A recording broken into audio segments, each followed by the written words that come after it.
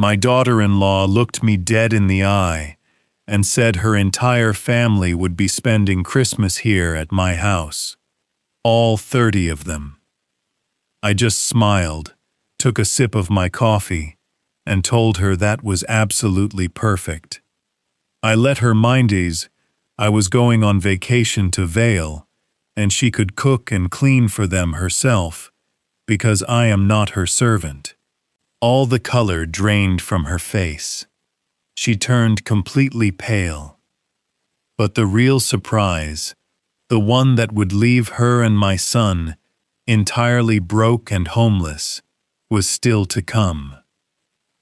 Before I dive into this story, let me know where you are watching from in the comments below.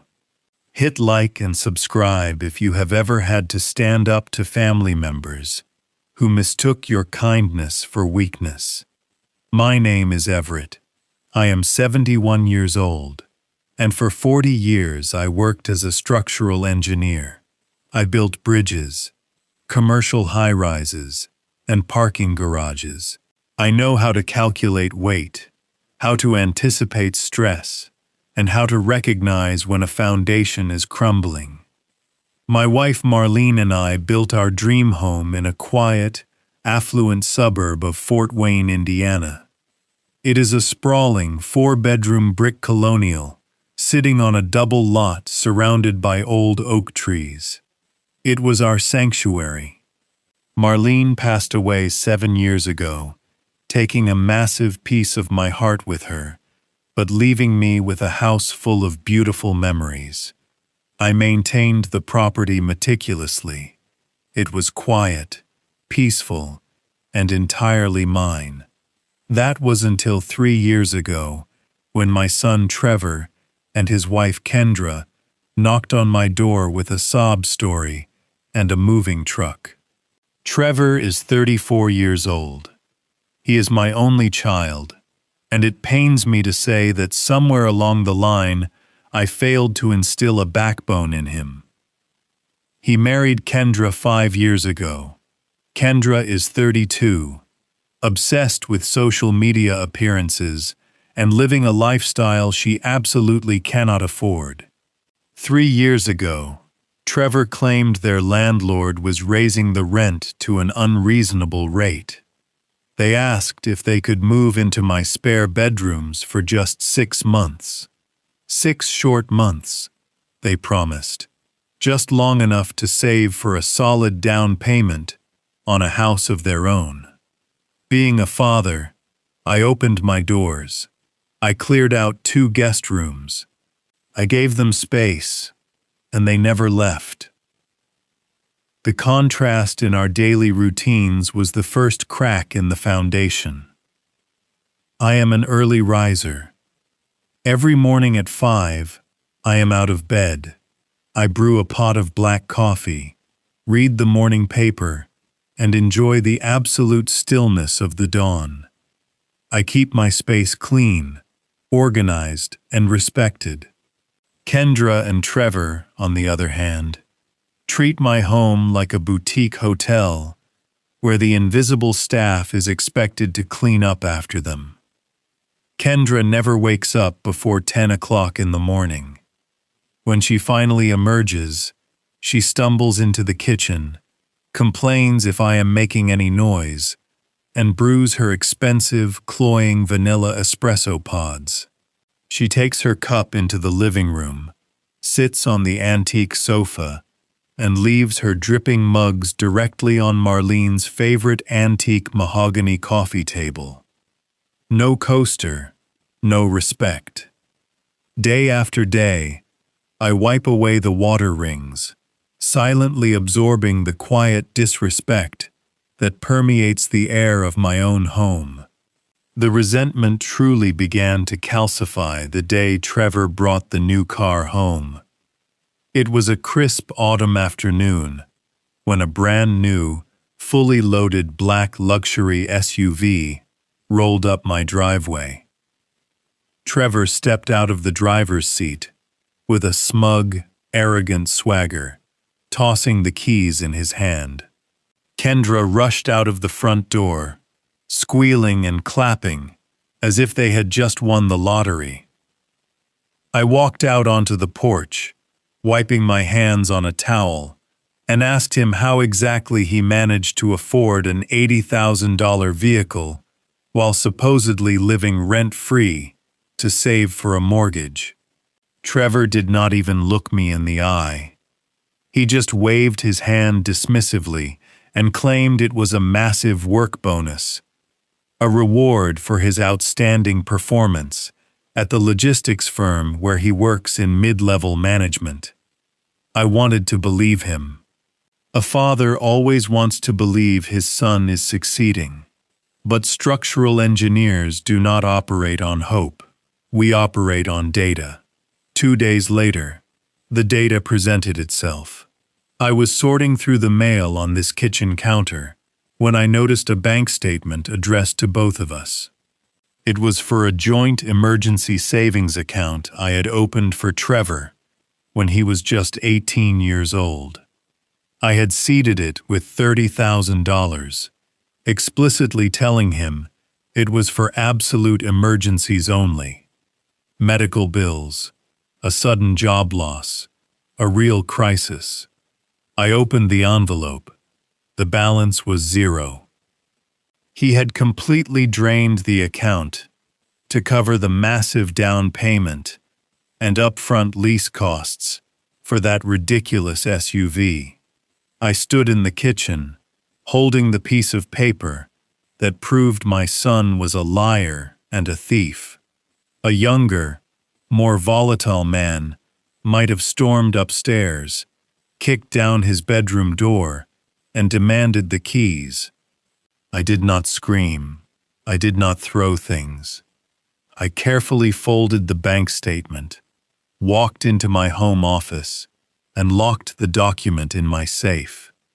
I watched through the window as Trevor proudly polished the hood of his stolen luxury car in my driveway.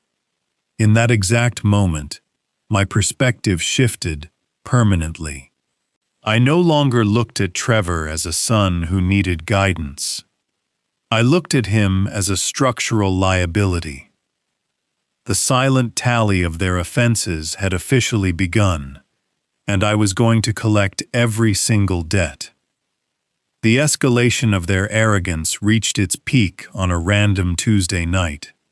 I had retired to my study around 8 in the evening, hoping to read a historical biography in peace. Without any warning, the front door swung open, and I heard the loud, obnoxious voices of at least a dozen people. Kendra had decided to host an impromptu dinner party for her friends. Heavy bass music started pumping through the house, rattling the walls. High heels clicked across the hardwood floors, and the sharp, piercing sound of Kendra's fake laughter echoed down the hallway. I stayed in my study, ignoring the invasion, hoping they would keep to the dining room. An hour later, the door to my study swung open without a knock. Kendra stood there in a cocktail dress, holding an empty wine glass. She did not ask how I was doing. She did not apologize for the noise. She looked at me with an entitled smirk and told me her guests were running low on drinks. She explicitly told me to go down to the cellar and bring up 3 bottles of the good reserve red wine, as if I were the hired help.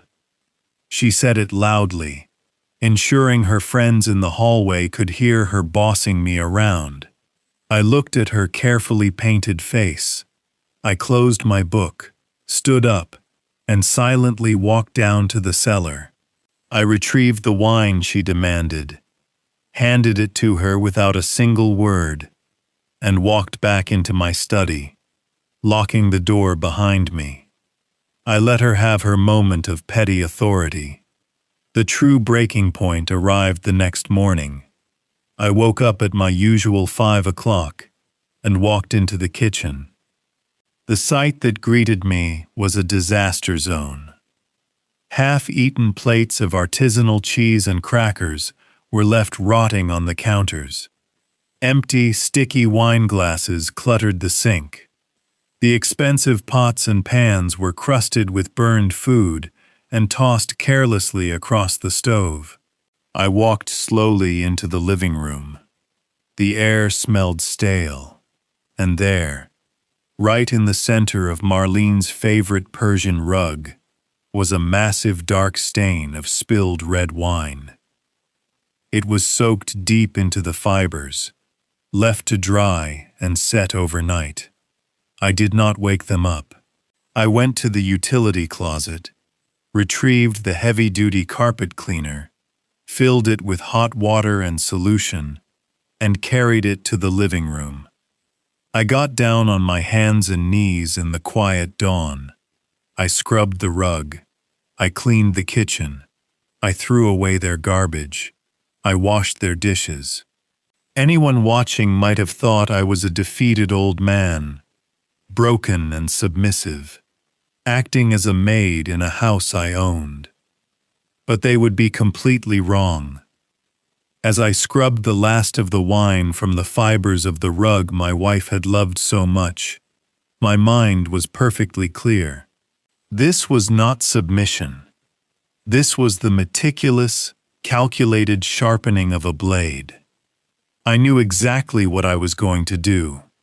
I was going to dismantle their entire lives, and they would not see it coming until the ground completely gave way beneath their feet.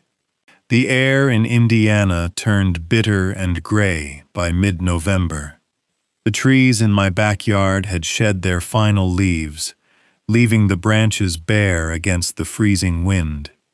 Inside my home, I kept the thermostat set to a comfortable temperature, trying to maintain the quiet peace I had carefully built. I had spent the afternoon slow roasting a chicken with root vegetables, a recipe Marlene and I used to make together when the weather turned cold. The aroma filled the kitchen, offering a fleeting sense of warmth. Trevor and Kendra arrived downstairs, just as I was pulling the roasting pan from the oven. As usual, they had not offered to help cook, nor had they contributed to the groceries. Kendra marched into the kitchen with her phone glued to her hand, her thumbs tapping furiously against the screen. She sat down at the dining table, not bothering to offer a greeting. Trevor trailed behind her, looking exhausted from his middle management job, slumping into the chair next to his wife. I plated the food in silence and set the dishes on the table. We ate for several minutes with no sound, other than the clinking of silverware against porcelain. I preferred the silence to Kendra complaining about her coworkers or the local barista making her coffee incorrectly. But the silence that evening felt heavy and thick with an unspoken agenda. Kendra kept glancing up from her screen, looking at Trevor, then back at her phone. She took a sip of her water, cleared her throat, and finally set the device face down on the table. "I am finalizing the holiday itinerary," she said, with her tone casually dismissive, as if she were discussing the weather. "I just wanted to give you a heads up about Christmas this year." I continued cutting my meal, keeping my eyes focused on my plate. "A heads up," I repeated slowly. "Yes," she continued, leaning back in her chair with an air of complete entitlement. "My family usually rents a ski lodge or goes down to a resort, but this year, everyone decided they want a traditional, cozy, home-style Christmas, so I offered to host them here." I stopped chewing. I placed my fork down on the table. The sheer audacity of the word host echoed in my mind. She was offering to host a gathering in a house she did not own, without consulting the man who paid the property taxes. "I see," I said, keeping my voice perfectly level. And exactly how many people are we expecting for this cozy gathering? Kendra waved her hand in the air, brushing off the question as if it were a minor detail. Oh, nothing crazy. Just the immediate extended family. My parents, my 2 sisters, and their husbands, the kids, my Uncle Wendell, and his new wife, some cousins. And it is only about 30 people. They are flying in on the 20th and staying through the day after Christmas. 30 people for a full week. I let the number sink in.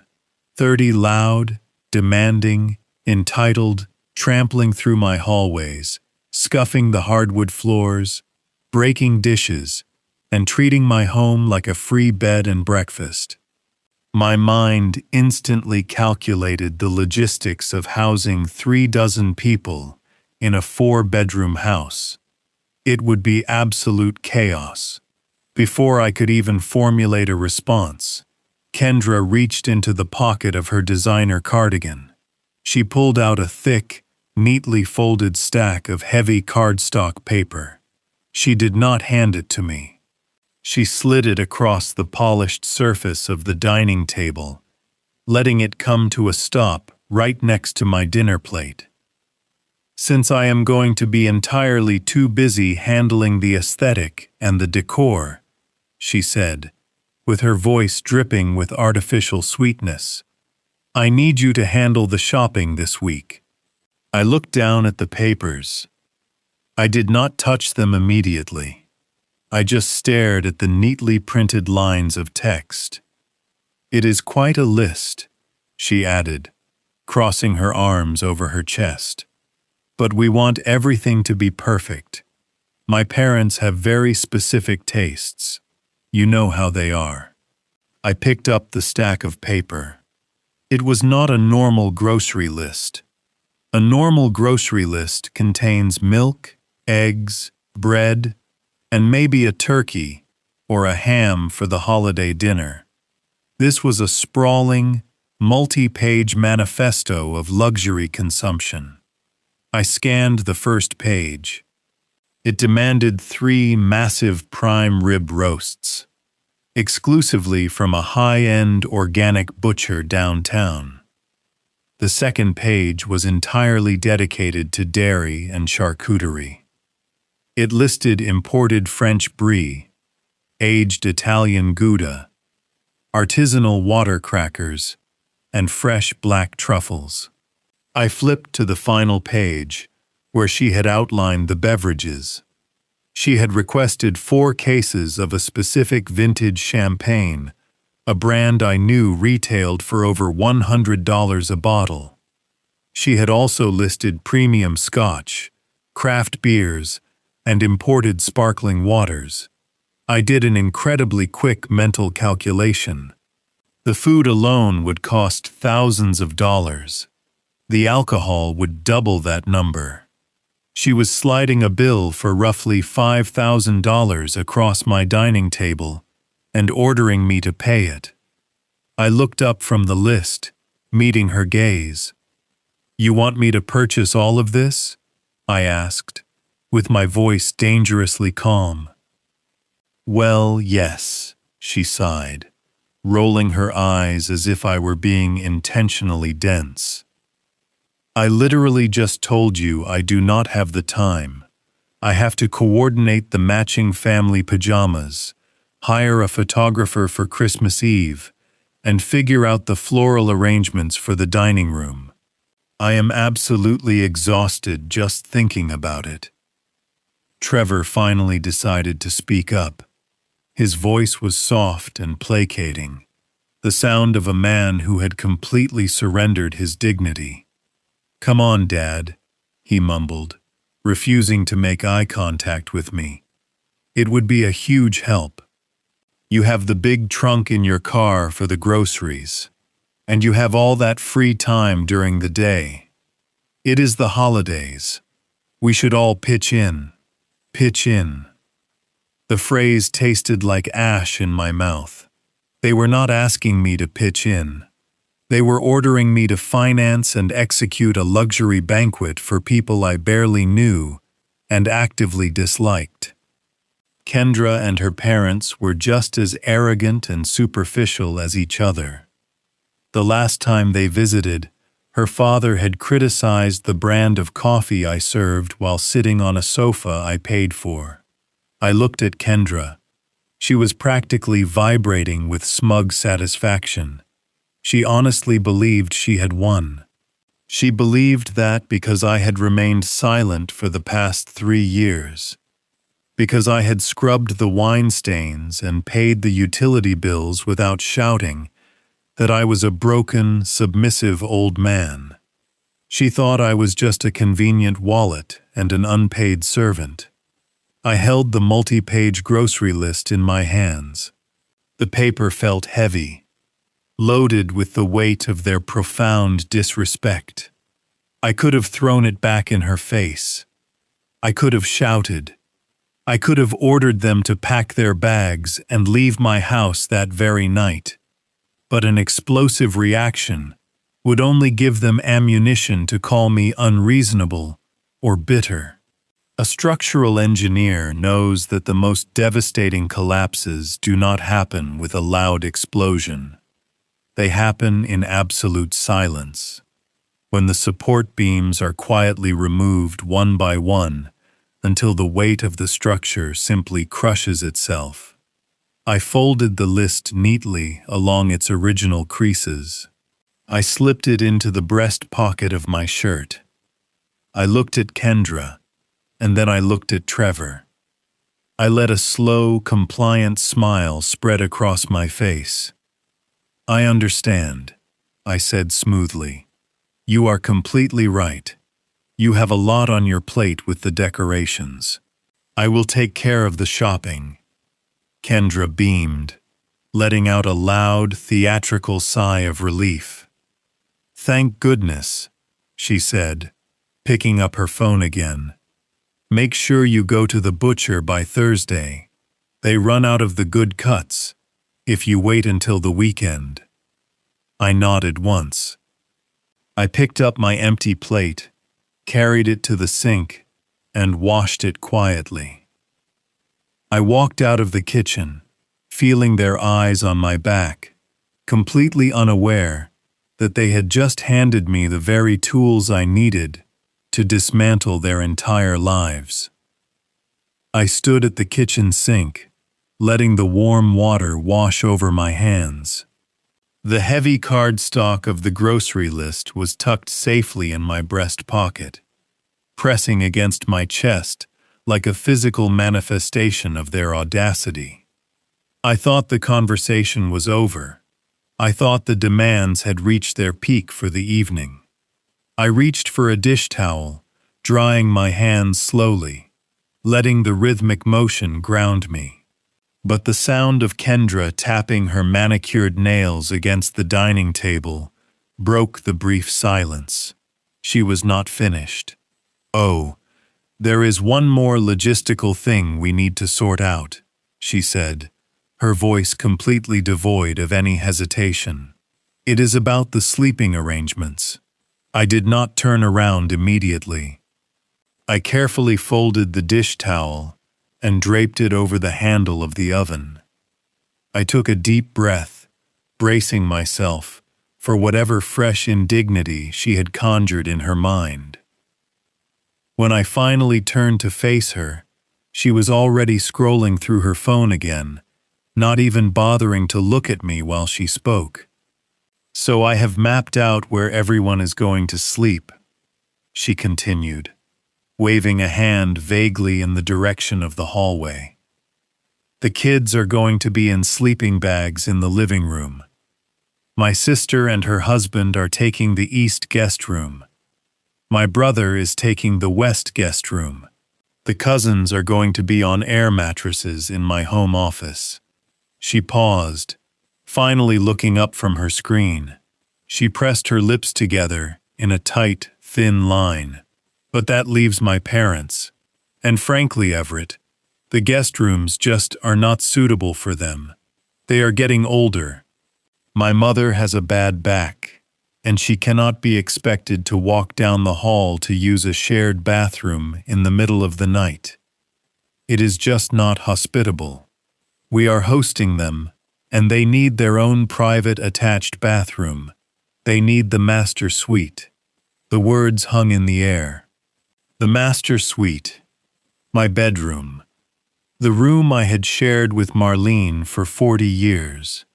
It was not just a place to sleep. It was a sanctuary, built on 4 decades of marriage. It was the room where Marlene and I had stayed up late into the night, discussing Trevor's future, when he was just a little boy.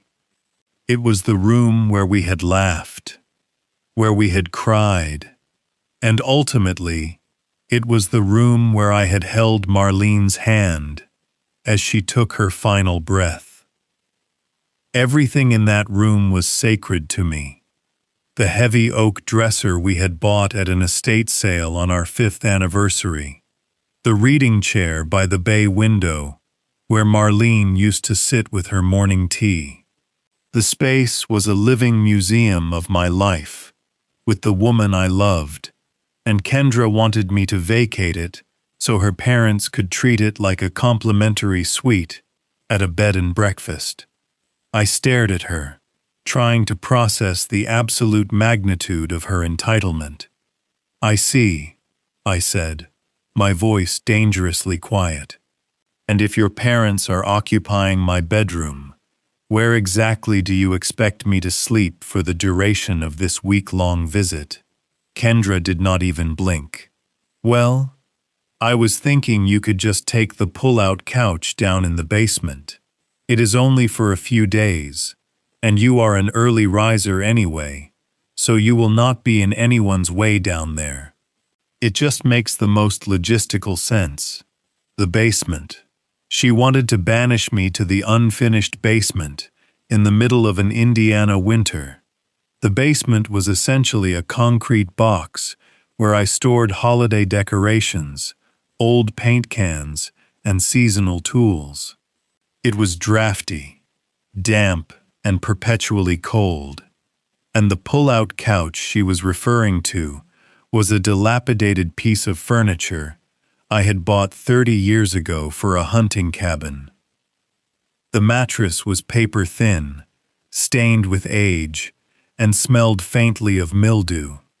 Worse than that, it had a broken metal spring right in the center that dug sharply into the back of anyone unfortunate enough to lie on it.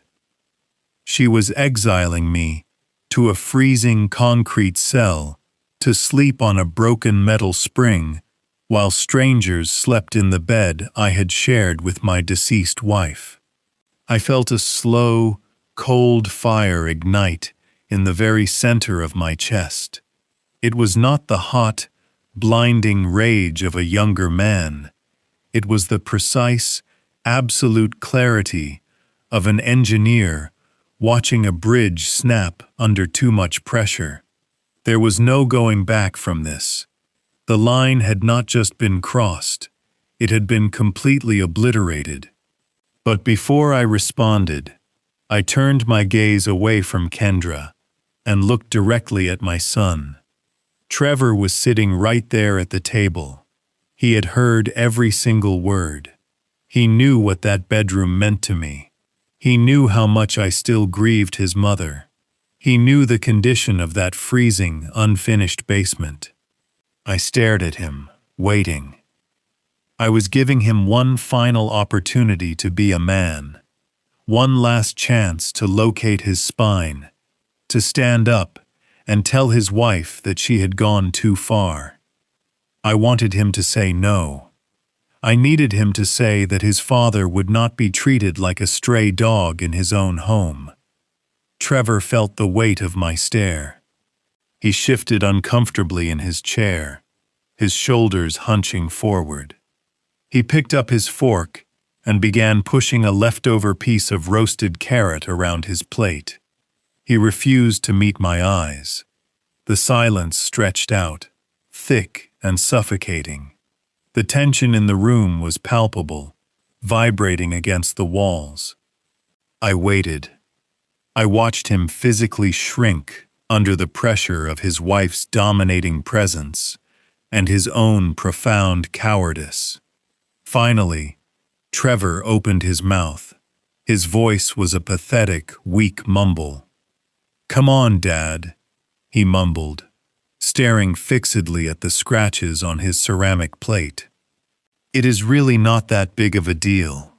It is only for a week, Dad. Just let them have the room. It will make things easier for everyone." "It is only for a week, Dad." Those 7 words sealed his fate. In that exact moment, the last remaining thread of paternal obligation I felt toward my son completely dissolved. I looked at the top of his bowed head and felt absolutely nothing. No anger, no disappointment. Just the cold, sterile detachment you feel when you decide to throw away a broken tool that can no longer be fixed. He was no longer a son to protect. He was just another squatter residing in my property. I looked back at Kendra. She was practically glowing with victory. She had tested the ultimate boundary and met no resistance. She had proven to herself that she was the absolute ruler of my home, and that my son would happily act as her foot soldier. I let out a slow, steady breath. I smoothed the wrinkles from my shirt. I looked at the 2 of them sitting at the dining table I had purchased, the table where I had fed Trevor every night of his childhood. I forced my lips into a polite, agreeable smile. "You make a very practical point, Kendra," I said, my voice smooth and untroubled. "Logistically speaking, it does make sense. I would not want your parents to be uncomfortable walking down the hallway. I will clear out my personal items from the master suite this weekend and set up my things in the basement." Kendra clapped her hands together, a sharp ringing sound of triumph. "Perfect," she chirped, sliding her phone back into her pocket. "I knew you would understand, Everett. I am going to text my mom right now and let her know she gets the big room with the jacuzzi tub. She is going to be so thrilled." Trevor finally looked up from his plate, offering me a weak, apologetic smile.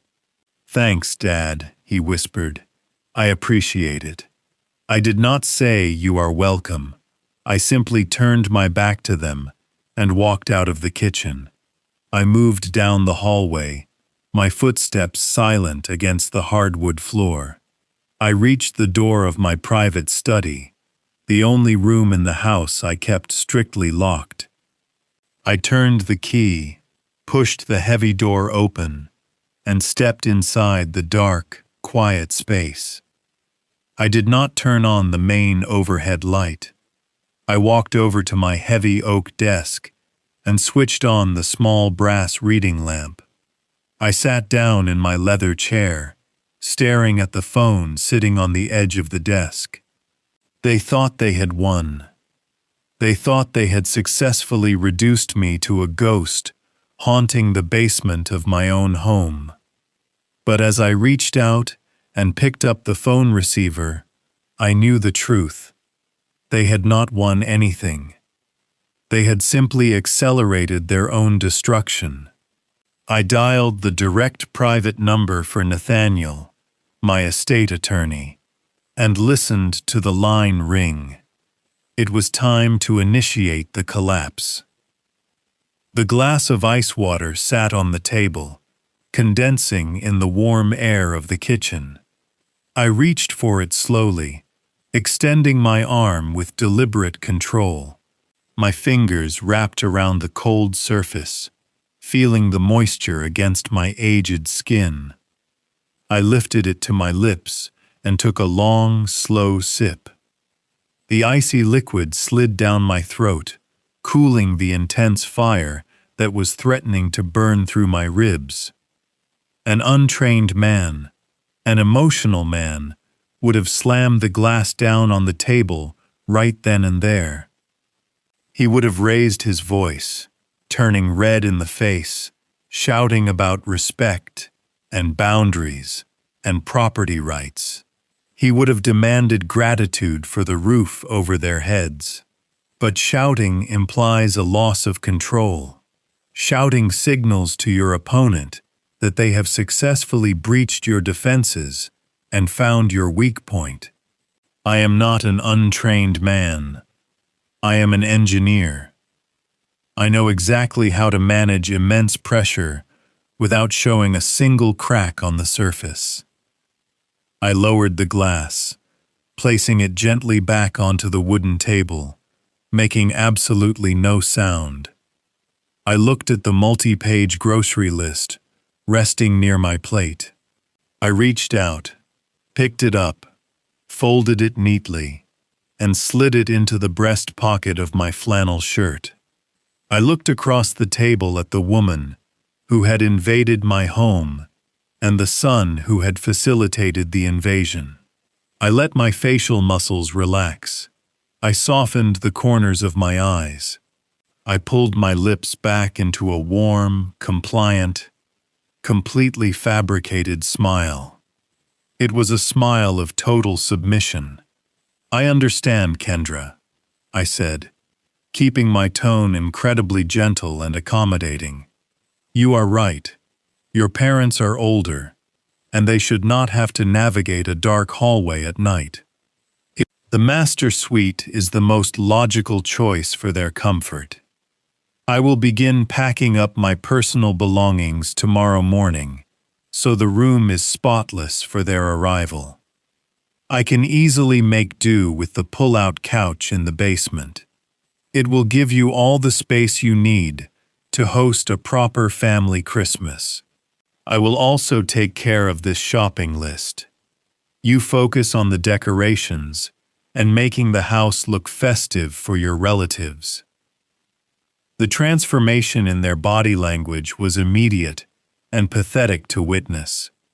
Kendra actually let out a long, dramatic sigh of relief, her rigid shoulders dropping as she leaned back in her dining chair.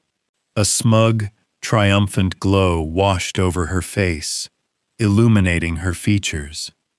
She looked at me, not with any sense of gratitude or appreciation, but with the condescending approval a master gives to a well-behaved dog. She truly believed she had won the war. She believed that her sheer force of will and relentless entitlement had finally broken the stubborn old man and turned him into a docile, subservient butler. Beside her, Trevor visibly melted into his chair. The nervous tension drained from his spine, and he offered me a weak, cowardly grin. "Thanks, Dad," he mumbled, pushing his empty plate away. "We really appreciate it. It is just going to make the holidays so much less stressful for everyone." They had completely miscalculated the situation. They mistook my silence for weakness. They assumed my compliance meant I had surrendered my dignity and accepted my new role at the bottom of the household hierarchy. They did not realize that a man who has spent 40 years calculating the exact breaking point of steel beams and concrete pillars does not simply collapse under the weight of an entitled daughter-in-law. He shifts the load, he reinforces his foundation, and then he quietly removes the supports holding up the opposing structure. They thought they were brilliant strategists conquering my territory, room by room, but they were just two arrogant squatters, dancing blindly on a trapdoor that I was about to open. I stood up from the table, picking up my empty dinner plate and carrying it to the sink. I washed it quietly under the running water, listening to Kendra already chattering to Trevor about ordering matching silk pajamas for her sisters and nephews. She was already planning how to rearrange the heavy antique furniture in my bedroom to better suit her parents' modern tastes. I dried my hands on a cotton towel, folded it neatly, and hung it over the oven handle. "Have a good evening, you two," I said softly, without turning around to look at them. I walked out of the kitchen and moved down the long, dimly lit hallway toward my private study. The house was quiet in this wing, shielded from the obnoxious drone of Kendra, complaining about her holiday stress. I passed the framed photographs lining the walls, pictures of Marlene smiling radiantly on our back porch, pictures of a young Trevor riding a wooden bicycle I had built for him with my own hands, pictures of a family that no longer existed except in fading ink and glossy paper. I did not feel sad looking at them. I felt a profound sense of absolute clarity. I reached the heavy, solid oak door of my study. It was the only room in the entire house where Kendra was strictly forbidden to enter, and she knew I kept it locked at all times. I pulled the heavy brass key from my pocket, inserted it into the lock, and turned it slowly. The satisfying metallic click of the tumbler sliding into place was the only sound in the corridor. I stepped inside the dark room and firmly pushed the door shut behind me, locking it securely from the inside. The study was cool and smelled faintly of old paper, cedar wood, and leather. I walked over to my large mahogany desk and switched on the green glass banker lamp. A soft pool of yellow light spilled across the polished wood surface, illuminating the neat stacks of engineering blueprints and financial ledgers. Right there, in the exact center of the desk, sat my leather-bound checkbook. It was exactly where I always kept it. Normally, when faced with an unexpected expense or a sudden crisis for Trevor, I would sit down heavily in my chair, open that book, and write a massive check to make his problem magically go away. I had done it for his out-of-state college tuition. I had done it for his first car when he wrecked his starter vehicle. I had done it for his extravagant destination wedding to Kendra. The checkbook was the ultimate symbol of my infinite paternal patience and enabling behavior. I stood there, staring down at the worn leather cover. My hand hovered over it for a fraction of a second, a ghost of a habit, urging me to just pay for the groceries and keep the peace for one more holiday season. Then I slowly pulled my hand back and curled my fingers into a tight fist. I was done writing checks. I was done financing my own disrespect and paying for my own humiliation. I walked past the checkbook entirely, leaving it untouched in the pool of yellow light. Instead, I reached for the heavy black rotary telephone sitting on the far corner of the desk. I did not need to look up the number in my address book. I had it memorized for over 20 years. It was the direct private line for Nathaniel. Nathaniel was not a warm family friend. He was not a comforting man who offered a shoulder to cry on. He was my estate attorney, and he was arguably the most ruthless corporate lawyer in the state of Indiana. Nathaniel specialized in high net worth asset protection, ironclad blind trusts, and brutal property severances. He was a cold, calculating shark in a custom-tailored suit, and he had spent the last 3 years repeatedly advising me to cut Trevor off financially before they bled me dry. I had always resisted his advice, telling Nathaniel that Trevor just needed a little more time to mature and find his footing. But time was officially up. I picked up the heavy receiver and dialed the sequence of numbers, listening to the mechanical whir of the rotary dial spinning back into place.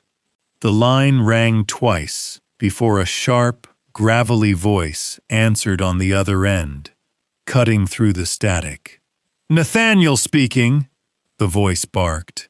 I took a deep breath, feeling the cold, clinical precision of a master engineer preparing to detonate a condemned building.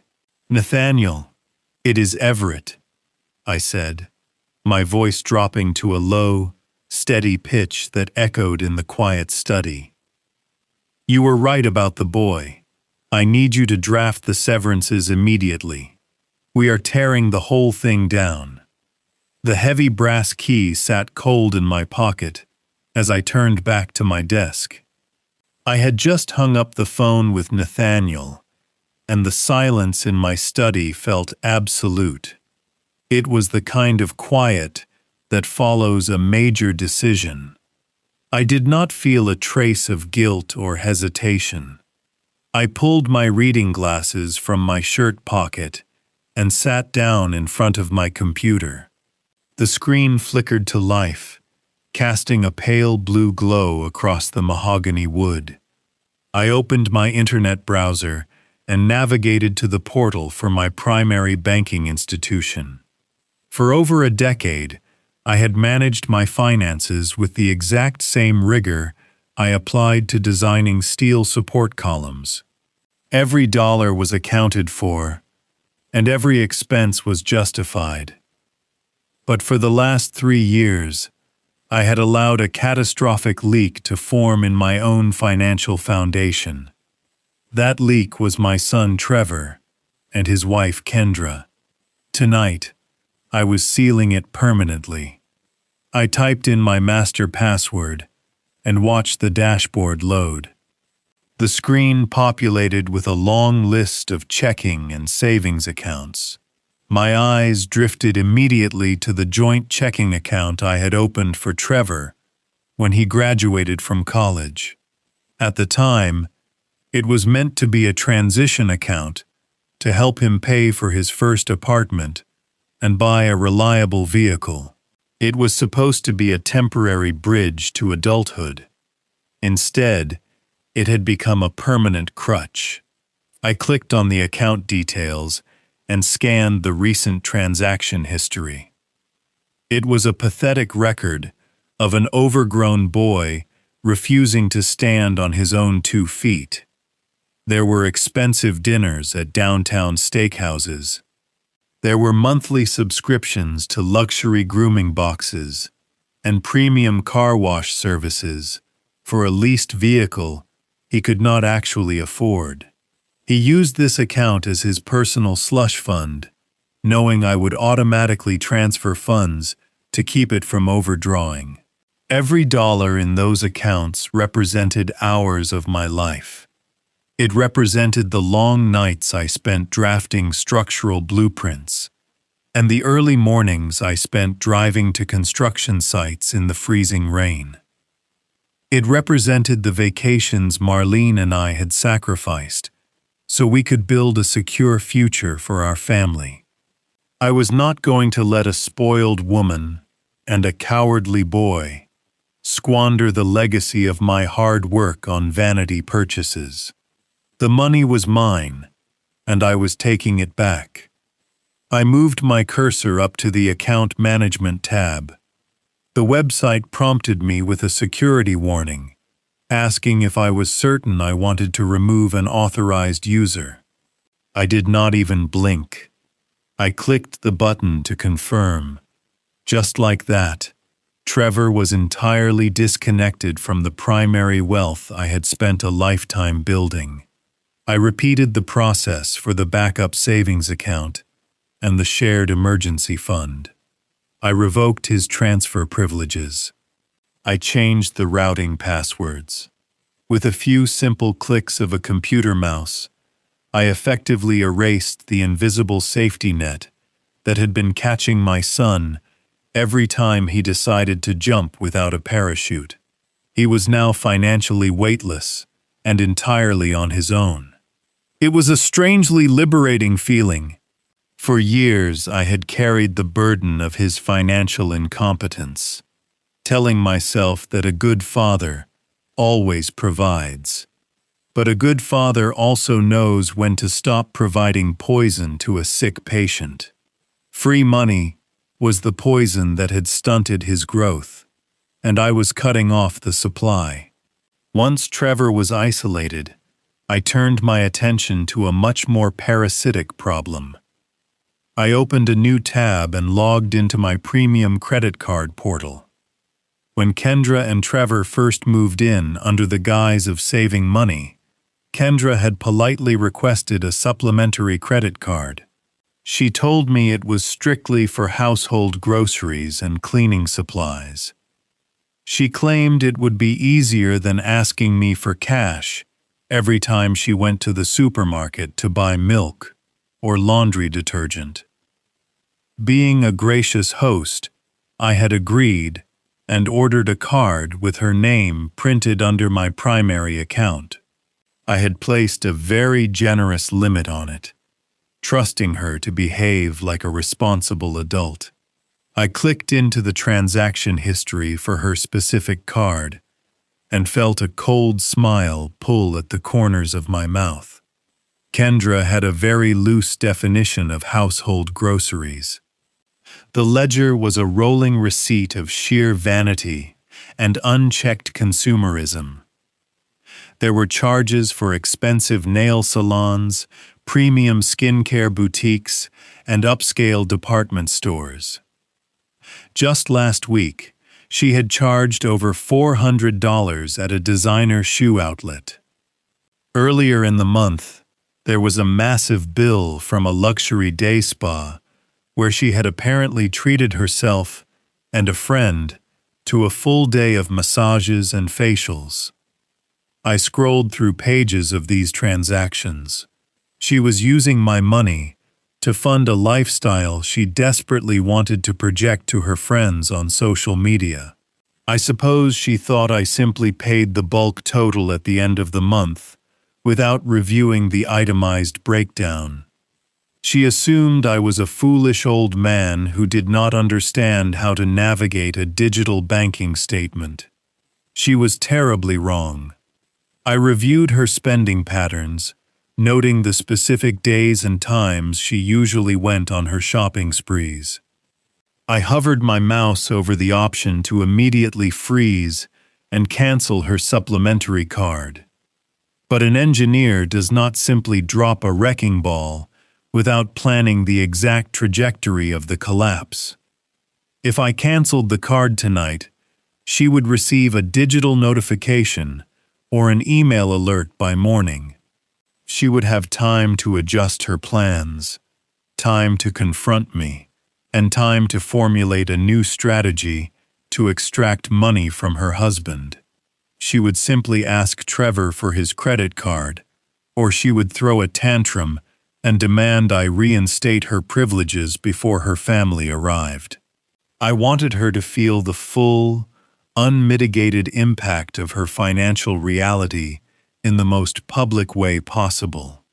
I wanted the floor to drop out from beneath her, exactly when she was leaning her entire weight upon it.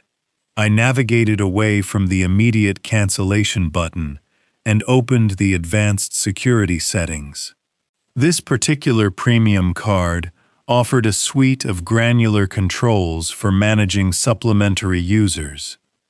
It was a feature designed for wealthy parents to control their dependent children, but it worked perfectly for my current situation. I set a highly specific lock on her card. I programmed the system to automatically decline any transaction exceeding $50. Then I scheduled a complete hard cancellation of the physical card to trigger in exactly 48 hours. It would coincide perfectly with the timeline she had given me for the massive holiday grocery shopping trip. I knew exactly how Kendra operated. She would wait until the very last minute to secure the imported cheeses, the prime rib, and the expensive champagne. She would march into the most exclusive grocery store in town, pile her cart high with luxury items, and saunter up to the register, expecting my plastic card to absorb the financial blow. By programming the cancellation on a time delay, I was ensuring that her humiliation would be absolute and inescapable. The card would decline, while she stood in a long line of wealthy holiday shoppers.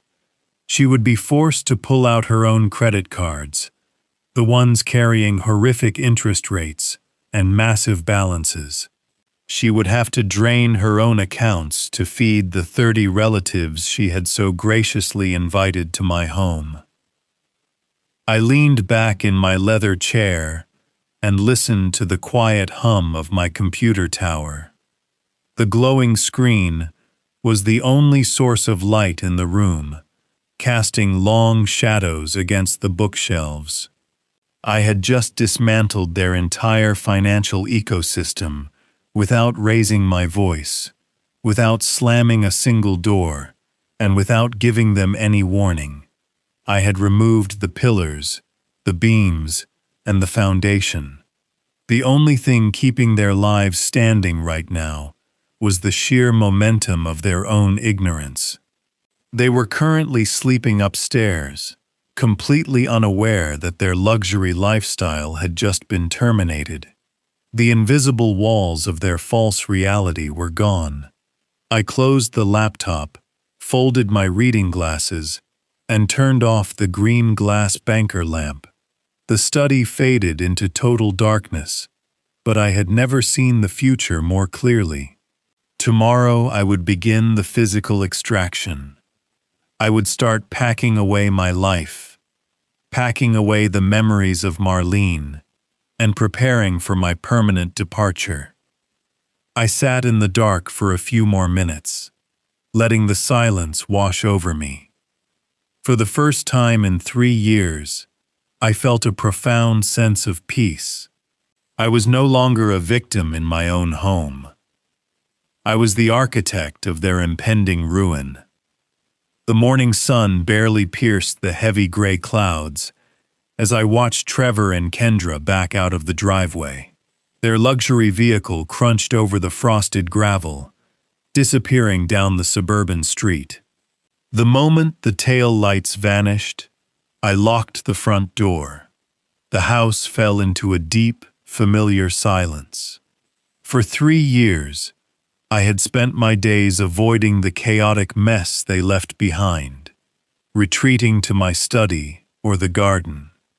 But today, my role fundamentally shifted. I was no longer a retired engineer, passing the time in his old home. I was a man executing a meticulous, strategic extraction. I had exactly 3 weeks until the holiday invasion, and I needed every single hour. I started in the master bedroom, the sanctuary Kendra had so casually demanded I surrender. Standing in the center of the room, I looked at the life Marlene and I had built together. To an ordinary person, packing up 40 years of memories would be an emotional nightmare. It would involve crying over old photograph albums and clinging to sentimental objects. But I had already shed my tears for Marlene 7 years ago.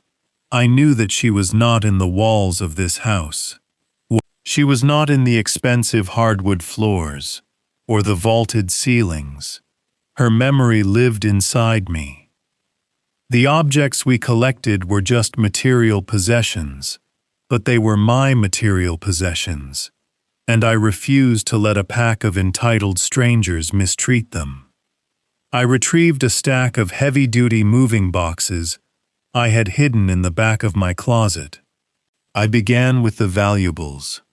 Marlene had a beautiful collection of antique jewelry and delicate porcelain figurines she had sourced from estate sales across the country. I wrapped each piece carefully in thick layers of bubble wrap, packing them tightly so they would not shift during transit. I moved to the walls, taking down the original oil paintings we had purchased on our 10th anniversary trip to the coast. I emptied the safe in my study, transferring the deeds, the birth certificates, the bonds, and the irreplaceable family documents into a secure, locked briefcase. An extraction of this magnitude required absolute secrecy. If Kendra walked into the house and saw bare walls and empty shelves, she would immediately suspect something was wrong. She would throw a fit, demand answers, and potentially try to claim my belongings as part of the household. So I approached the problem like a structural illusionist. An engineer knows that as long as the facade looks intact, people rarely inspect the foundation. Over the next few days, I visited several local thrift stores and cheap discount shops on the other side of town. I bought terrible generic landscape prints wrapped in flimsy plastic frames. I bought mass-produced ceramic vases and cheap glass bowls. When I took down one of Marlene's beautiful oil paintings, I immediately hung a worthless discount print in its exact place. When I packed away her heavy silver tea set, I replaced it with a polished tin knockoff that looked shiny enough from a distance. I arranged the decoys with absolute precision, recreating the general aesthetic of the rooms. The illusion was flawlessly executed. Kendra was an incredibly superficial woman. She only looked at the surface of things, never possessing the depth to examine the details. She walked past the fake paintings and the cheap ceramic vases every single evening, completely oblivious to the fact that the real treasure had been quietly evacuated. She was too busy scrolling on her phone and complaining about her coworkers to notice that the soul of the house was slowly being drained away. My daily operation followed a strict schedule. I packed and swapped items from 8 o'clock in the morning until 3 o'clock in the afternoon. At 3:30, I loaded the sealed boxes into the trunk of my reliable sedan. I drove across town to a high-end climate-controlled storage facility, where I had rented a large, secure unit under a corporate alias. The facility required dual passcode entry and biometric scanning, ensuring that no one could ever track my assets. I stacked the heavy cardboard boxes inside the metal unit, organizing them with mathematical efficiency. Every trip I made felt like carrying a piece of my freedom across the finish line. By the second week, the house was essentially a hollow shell. The heavy oak furniture remained, but the drawers were entirely empty. The closets held only the clothes I needed for the next 2 weeks. Everything else, my winter coats, my formal suits, my vintage watch collection, was sitting safely in the storage unit. The physical weight of the house grew lighter with every passing day. One Tuesday afternoon, I was taping up a medium-sized box in the living room when the front door unexpectedly swung open. Kendra had decided to come home early from her part-time job. I did not panic. I did not rush to hide the packing tape. I simply stood up and wiped my hands on my jeans, maintaining a calm, relaxed posture. She walked into the living room, her heels clicking sharply against the floor. She paused, dropping her expensive handbag onto an armchair, and looked at the cardboard box at my feet. She raised an eyebrow, placing her hands on her hips. I offered her a polite, exhausted smile. I told her I was just trying to get a head start on clearing out some of the old clutter before her parents arrived. I explained that I wanted to make sure they had plenty of space in the closets, and that the house felt open and welcoming for the holidays. Her suspicious expression instantly melted into a beaming, arrogant smile. She actually clapped her hands together, thrilled by my apparent subservience. She told me that was a fantastic idea. She said she had been meaning to tell me that the house felt a little too cluttered with old junk anyway. She praised me for finally taking some initiative and making the place presentable for her relatives. She even suggested I pack up some of the books in the hallway because her mother hated the smell of old paper. I nodded agreeably. I told her I would take care of it right away.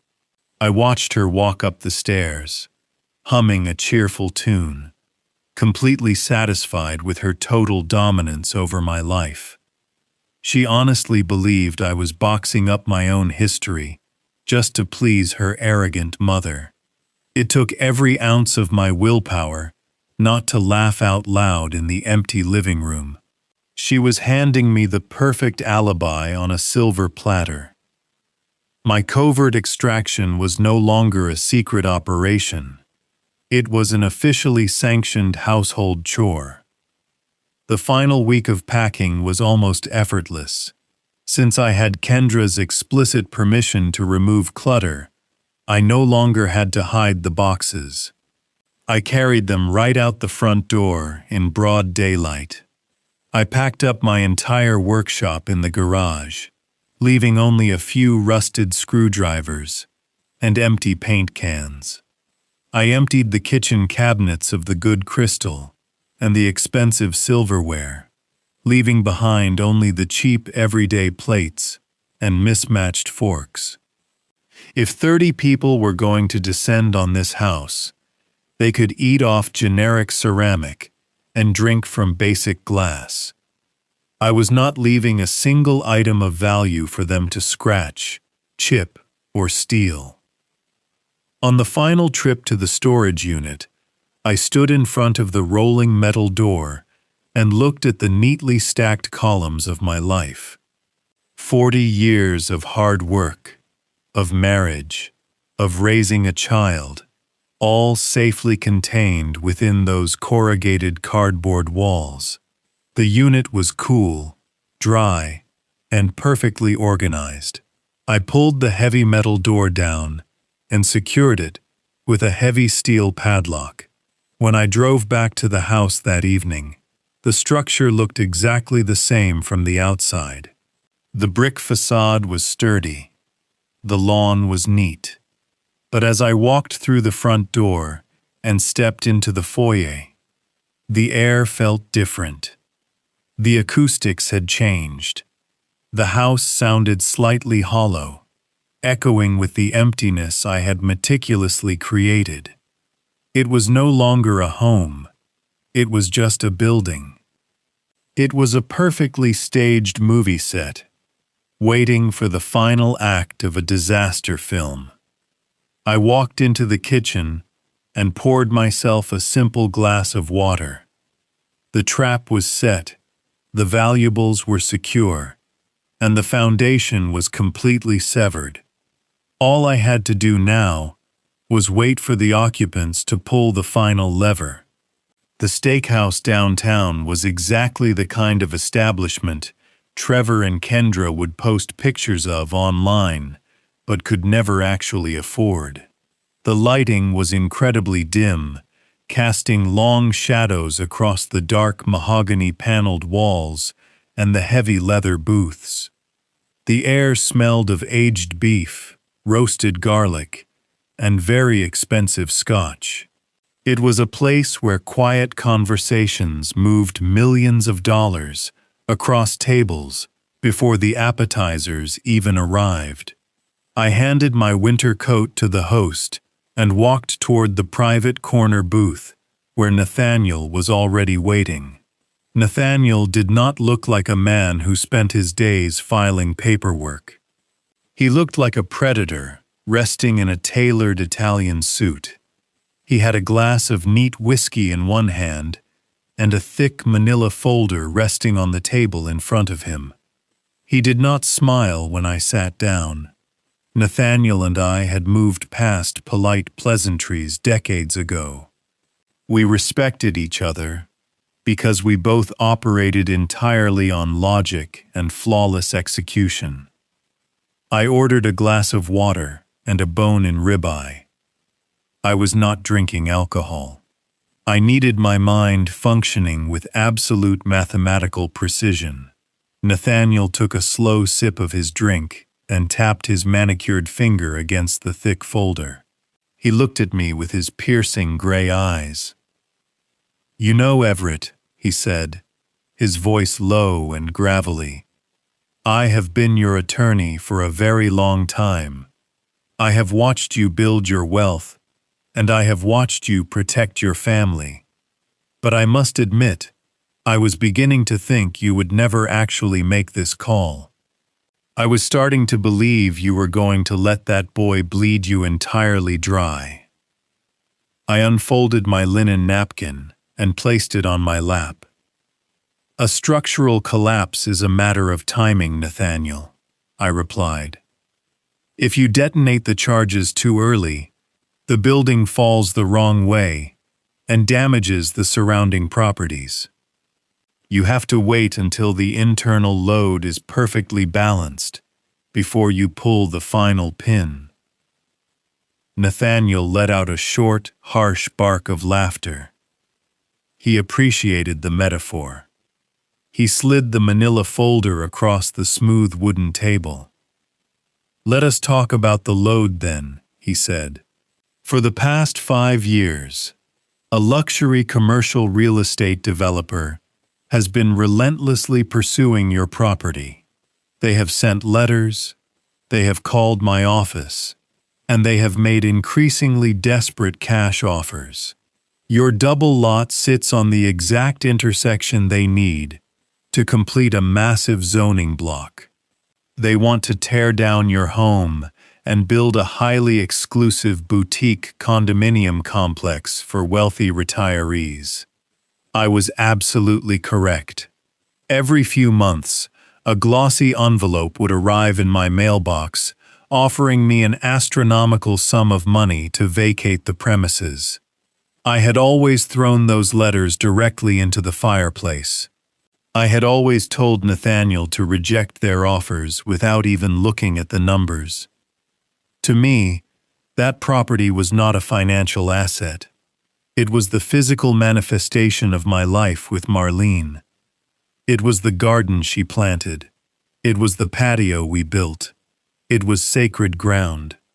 But sitting in the dim light of the steakhouse, I realized something profound. The sacred ground had been desecrated by disrespect. The garden was just dirt. The patio was just concrete. Marlene was not there anymore.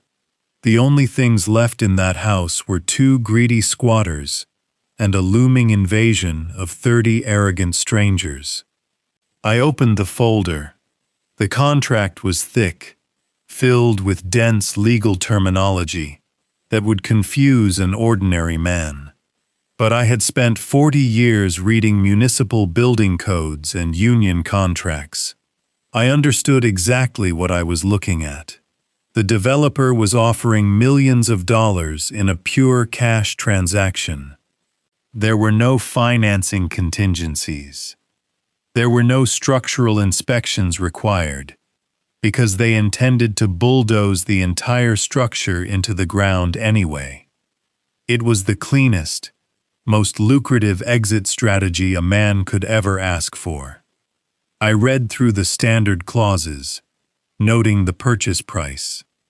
It was enough money to buy a luxury penthouse anywhere in the world and still have millions left over to generate compounding interest. But the money was merely a pleasant side effect. The true value of this contract was the absolute, unmitigated destruction of Kendra and Trevor's false reality. I flipped to the second section of the document, where the dates and transfer logistics were outlined. This was the critical junction. I looked up at Nathaniel, The financial terms are acceptable, I said, keeping my voice entirely level. But the execution timeline must be modified. I have very specific parameters for the handover. Nathaniel leaned forward, resting his forearms on the table. Name your terms, he said. The developer is so desperate to secure this parcel. They will agree to practically anything you demand. I need the final closing date to be scheduled for December 26th, I told him. I want to remain the legal owner of the property through the Christmas holiday. But the moment the clock strikes midnight on the 26th, the title must officially transfer to their corporate holding company. They must assume absolute legal possession of the physical structure and the land. Nathaniel narrowed his eyes, processing the specific date. He knew exactly what I was doing. He knew Kendra had invited her entire extended family to occupy the house for the holiday week. A slow, dangerous smile crept across his face. "Consider it done," he murmured, making a quick notation on his legal pad. "What else?" "The utilities," I continued, locking eyes with him. "This is the most crucial structural component. I want my name completely removed from the water, gas, and electricity accounts. I want those accounts closed and fully transferred to the developer's corporate management division on the morning of December 23rd. I want it stipulated in this contract that the developer assumes all responsibility for the utilities 3 days prior to the final property handover." Nathaniel stopped writing. He looked at me, his expression a mixture of professional awe and genuine shock. "Everett," he said softly, "if we transfer the utilities to a commercial demolition company on December 23rd, they will not keep the heat running. Corporate protocol for a condemned structure is an immediate hard shutoff. They will terminate the gas and the power to prevent any liability before the bulldozers arrive. You will be subjecting the occupants to an absolute freeze right in the middle of an Indiana winter."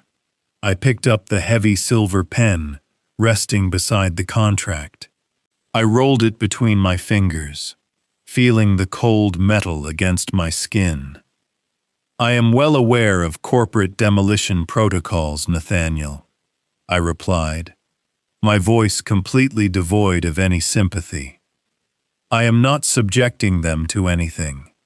I am simply removing my financial support.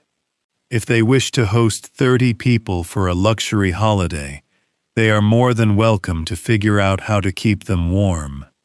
I will not be there." Nathaniel let out a low whistle. It was a masterpiece of legal warfare.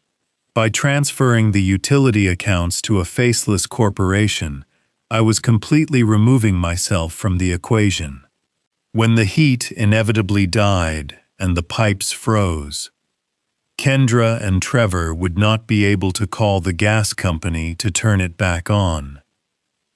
The utility provider would simply tell them that they were not the authorized property owners and that the accounts had been flagged for demolition. They would be trapped in a freezing, dark house with 30 furious relatives and absolutely no legal recourse to fix the problem. They would be forced to face the exact reality of their situation. They owned nothing. They controlled nothing. They were just guests who had overstayed their welcome. I clicked the silver pen open. I turned to the final page of the contract where the signature lines waited. I did not hesitate. I did not feel a single pang of regret or nostalgia. I placed the pen to the heavy paper and signed my name with firm, deliberate strokes. I initialed the riders. I signed the transfer authorizations. With every stroke of ink, I severed another tie to the parasitic life I had been tolerating. Our steaks arrived shortly after the final document was signed. The waiter placed the sizzling cuts of meat on the table, filling the air with the scent of rosemary and butter. We ate in comfortable, companionable silence. The deal was done. The trap was perfectly assembled, and the timer was ticking down. As we finished our meal, Nathaniel gathered the signed documents and placed them safely back into his leather briefcase. He looked at me across the table, raising his glass of whiskey in a silent toast. "It has been a pleasure doing business with you, Everett," he said. "The developer will be thrilled. The utility transfer will be executed precisely on the 23rd, and the property manager will conduct a final walkthrough on the 24th to verify the structure is secure for demolition." I wiped my mouth with the linen napkin and placed it on the table. I pictured the property manager arriving on Christmas Eve, clipboard in hand, expecting an empty house, only to find Kendra, Trevor, and 30 freezing relatives huddled in the dark. It would be the final catastrophic failure of their false kingdom. I stood up from the booth, dropping enough cash on the table to cover the entire meal and a very generous tip. "Thank you, Nathaniel," I said, buttoning my coat. "I have a flight to Vail to catch in a few weeks, and I have one final grocery list to ignore." The 20th of December arrived, with a bitter, biting wind that rattled the window panes of the house. Outside, the sky was a flat, unforgiving sheet of gray, promising heavy snow before nightfall. Inside, the atmosphere was entirely different. The house was practically vibrating with a chaotic, frantic energy. Kendra was in full command mode, behaving less like a hostess preparing for the holidays and more like a tyrannical general preparing for a military siege. Her family, 30 of the most entitled, demanding people I had ever had the displeasure of meeting, was scheduled to arrive in exactly 48 hours, and the impending invasion had turned my formerly peaceful home into a high-stress war zone. I sat in my leather armchair near the fireplace, observing the spectacle with the quiet detachment of a spectator watching a slow-motion car crash. Kendra was pacing back and forth across the living room, her heels clicking sharply against the hardwood floors. She had a tablet in one hand and a clipboard in the other, barking orders at Trevor, who was scurrying around like a frightened mouse. He was carrying heavy boxes of holiday decorations up from the basement, sweating profusely and looking absolutely miserable. He bumped into a doorway, dropping a box of glass ornaments, and Kendra immediately shrieked at him, reprimanding his clumsiness in a tone that made me feel a brief, fleeting pang of pity for the boy. But that pity evaporated instantly. He had chosen this life. He had chosen to let her rule him. Her obsession with appearances was reaching a fever pitch. She had hired a professional cleaning service the day before, using the supplementary credit card she believed was still active, to scrub the entire house from top to bottom. She had ordered fresh winter floral arrangements to be delivered and placed on every available surface. She was running herself ragged, trying to construct a perfect, flawless illusion of immense wealth and domestic success. She wanted her parents and her siblings to walk through the front doors and believe she was the undisputed queen of a suburban castle. I remained entirely silent, watching her spin her fragile web of lies. I knew that the foundation she was building upon was completely non-existent, The credit card she thought she was using had been systematically throttled. The house she was decorating no longer belonged to me, let alone to her. The heating system she was relying on to keep her guests warm was scheduled for a permanent corporate termination in just 3 days. She was meticulously arranging the deck chairs on a ship that was already halfway underwater. Just before noon, Kendra finally noticed me sitting quietly by the fire. She stopped her frantic pacing and marched directly toward my chair. Her face was flushed with stress, and her eyes were wide with a manic, demanding intensity. She did not say good morning. She did not ask how I was doing. She simply held out a thick, folded piece of heavy paper and shoved it toward my chest.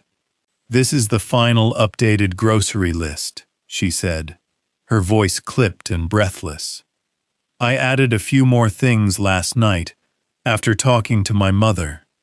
She decided she wants a specific type of imported smoked salmon for the Christmas Eve appetizer spread, and my uncle strictly drinks a very particular brand of artisanal gin. I need you to now. Do not wait until tomorrow.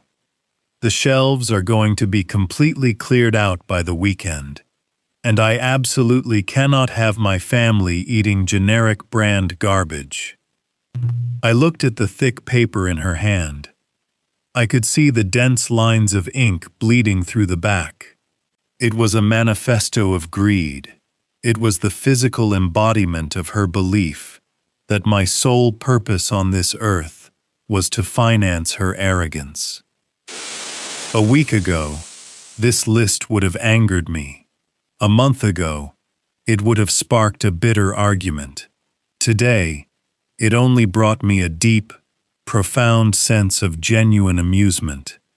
I felt a small chuckle rising in my chest, but I forcefully swallowed it down. I reached out slowly and took the paper from her trembling fingers. I did not open it to read the new additions. I did not need to know what ridiculous expensive items she had piled onto my supposed tab. I simply nodded, keeping my face completely blank, masking the intense satisfaction bubbling just beneath the surface. "I understand, Kendra," I said, my voice smooth and perfectly agreeable. "You are under a tremendous amount of pressure right now, with your family arriving so soon. I will take care of the shopping today. You do not need to worry about a single thing on this list." She let out a long, dramatic exhale, rolling her eyes toward the ceiling, as if my compliance was the absolute bare minimum she expected. "Well, make sure you check the expiration dates on the dairy products," she ordered, turning her back to me immediately. "The last time you bought cream for my coffee, it expired in 3 days. My mother checks everything. I cannot have her complaining about the quality of the food. Also, do not forget to ask the butcher to double wrap the prime rib. I do not want blood leaking all over the inside of the refrigerator before tomorrow." I watched her walk away, shouting another harsh command at Trevor, who was now trying to untangle a massive knot of outdoor holiday lights. I looked down at the heavy paper in my hand. I smoothed my thumb over the crisp edge, feeling the expensive stock she had used to print her ridiculous demands. I folded it neatly directly in half, and then in half again, until it was a small, compact square. I slid the folded list into the front pocket of my trousers. I stood up from my comfortable chair, brushing an invisible speck of dust from my knee. I walked calmly to the hallway closet and retrieved my heavy winter coat. I slipped my arms into the sleeves and buttoned it up against the cold. I grabbed my car keys from the small wooden bowl on the entryway table.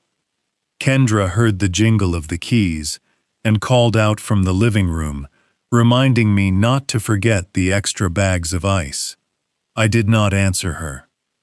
I opened the heavy wooden front door and stepped out into the freezing Indiana air. The cold wind hit my face, but I felt incredibly warm inside. I walked down the driveway toward my reliable sedan. I was not going to the high-end grocery store downtown. I was not going to purchase smoked salmon or artisanal gin. I was going to the bank to withdraw travel cash, and then I was going to enjoy a very quiet, long lunch at a diner across town. I climbed into the driver's seat, started the engine, and turned the heater on full blast. The countdown had officially begun, and I was going to savor every single remaining second. I returned to the house later that afternoon, just as the winter sun began to dip below the horizon, casting long gray shadows across the frozen lawn. I had spent the past few hours enjoying a quiet meal and finalizing my travel itinerary. When I unlocked the front door, the house was still vibrating with the frantic, panicked energy Kendra had been projecting all week. The smell of artificial pine air freshener was thick and suffocating. I did not announce my return. I walked silently up the stairs to my study, leaving them to their chaotic preparations in the living room. In my study, I retrieved the final item I had kept hidden for this exact moment. It was a sleek, vintage leather suitcase I had purchased years ago for a trip Marlene and I took to Europe. It was sturdy, elegant, and perfectly suited for a winter retreat. I opened it and packed the last of my essential clothing, my shaving kit, and a few personal items. I snapped the heavy brass locks shut. The sharp metallic click echoed in the empty room, sounding incredibly final. I put on my heavy wool winter coat, adjusted my scarf, and gripped the leather handle of the suitcase. I was ready. I walked out of the study and made my way toward the main staircase. Below me, the foyer was a scene of domestic panic. Kendra was standing near the entryway, holding her clipboard, furiously tapping her pen against the metal clip. Trevor was perched halfway up a stepladder, clumsily attempting to drape a thick garland of artificial greenery over the front door frame. They were both bickering about the placement of the lights, completely absorbed in their shallow, superficial world. I took my first step down the wooden staircase. The solid thud of my leather shoes and the slight creak of the floorboards immediately caught their attention. Trevor paused, looking over his shoulder while gripping the ladder. Kendra stopped tapping her pen. She turned around, her eyes darting from my winter coat down to the heavy leather suitcase resting in my hand. For a brief second, a look of total confusion washed over her carefully painted face. Her brain simply could not process the visual data in front of her. It did not align with the reality she had constructed. "Where are you going?" she asked, her voice sharp and laced with irritation. "And where are the groceries? You were supposed to go to the butcher hours ago. Why do you have a suitcase? Are you bringing up old blankets from the basement for the cousins?" I reached the bottom of the staircase and stood on the marble floor of the foyer. I did not set the suitcase down. I kept my posture completely straight, looking at her with absolute calm. I let the silence stretch for a few seconds, allowing the weight of the moment to settle over the room. I looked at Trevor, who was gripping the sides of the ladder with white knuckles. And then I looked back at Kendra. I allowed a genuine, warm smile to spread across my face. It was the smile of a man who had successfully finished a massive construction project and was finally walking off the site. "Your family is arriving in exactly 48 hours, I said, my voice smooth and perfectly measured. 30 people. I think that is absolutely wonderful.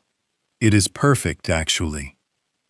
Kendra blinked, gripping her clipboard tighter. "What are you talking about? Where is the food, Everett?" I tightened my grip on the leather handle of my suitcase. "I am going on vacation to Vail," I told her, letting every single syllable ring through the quiet foyer. "You can cook and clean for your guests. I am not a servant." The reaction was instantaneous and profoundly satisfying to witness. All the color drained from Kendra's face, leaving her skin a pale, sickly white. Her mouth opened, but no sound came out. The clipboard in her hand dipped slightly as the muscles in her arm went slack. She stared at me, as if I had just started speaking a foreign language. Her reality was fracturing right in front of her eyes. "Vail," she finally stammered, her voice weak and trembling. "What do you mean, Vail? What about those groceries? What about my parents needing the master suite? You agreed to move to the basement." I nodded, keeping my smile perfectly intact. "The master suite is entirely yours to deal with, Kendra. As for the groceries, the list you gave me is still folded in my pocket. I highly suggest you leave for the store right now if you want to secure those premium cuts of meat you demanded. The shelves empty out very quickly this time of year." Trevor nearly dropped the garland. He scrambled down the ladder, his face flushed with panic. "Dad, wait," he pleaded, stepping toward me with his hands raised. "You cannot just leave us here. We have 30 people coming. We cannot manage all this by ourselves. You have to stay. We need you." "You do not need me, Trevor," I replied, looking at my only son with cold, clinical detachment. "You need a maid and a caterer. I am neither of those things. I am a man going on a well-deserved ski trip."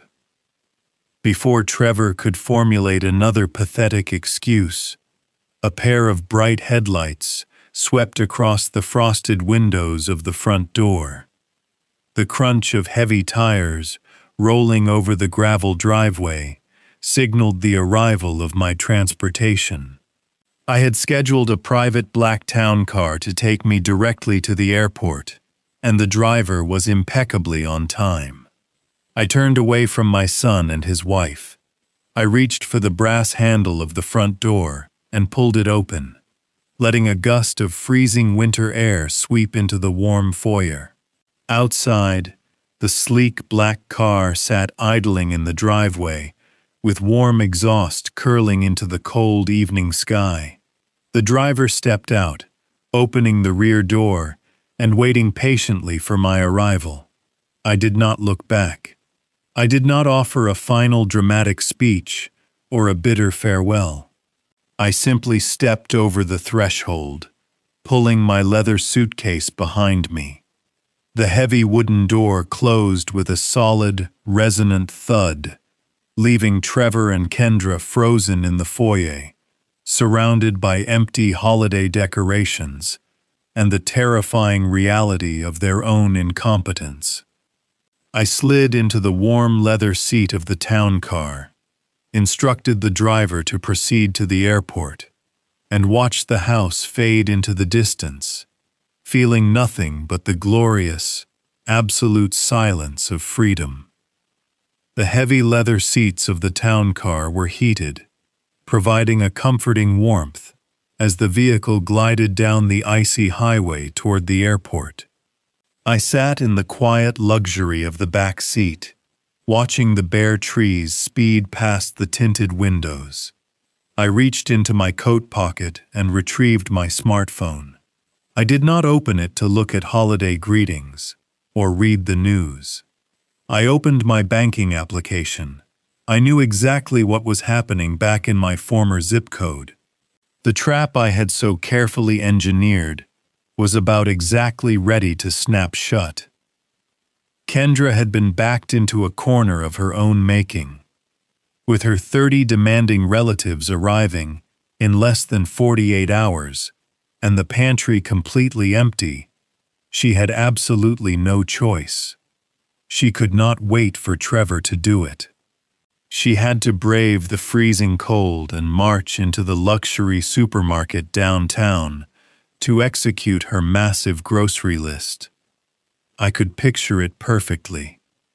She would have stormed through the automatic sliding doors, grabbing 3 separate shopping carts and barking at a teenage employee to help her push them. She would have aggressively navigated the crowded aisles, piling the carts high with the oversized prime rib roasts, the imported French brie, the expensive vintage champagne, and the artisanal gin her uncle required.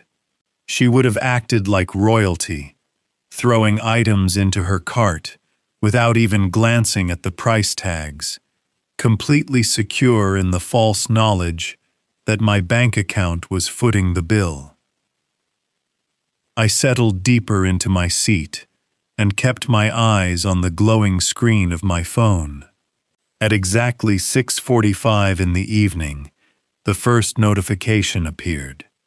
It popped up on my screen as a bright red alert from the credit card company. There was an attempted charge of $4,250 at the downtown premium grocer.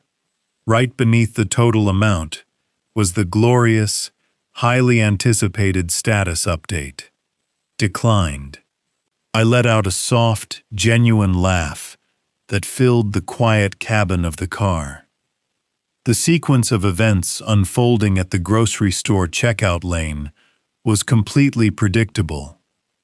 The teenage cashier would have scanned the mountain of luxury food items, bagging them carefully, while the total climbed higher and higher on the digital register. Kendra would have been standing there, examining her manicure or checking her phone, completely unfazed. When the final total was announced, she would have nonchalantly handed over the supplementary credit card I had given her months ago. The cashier would have swiped it through the machine. The terminal would have beeped, issuing a harsh, sharp rejection.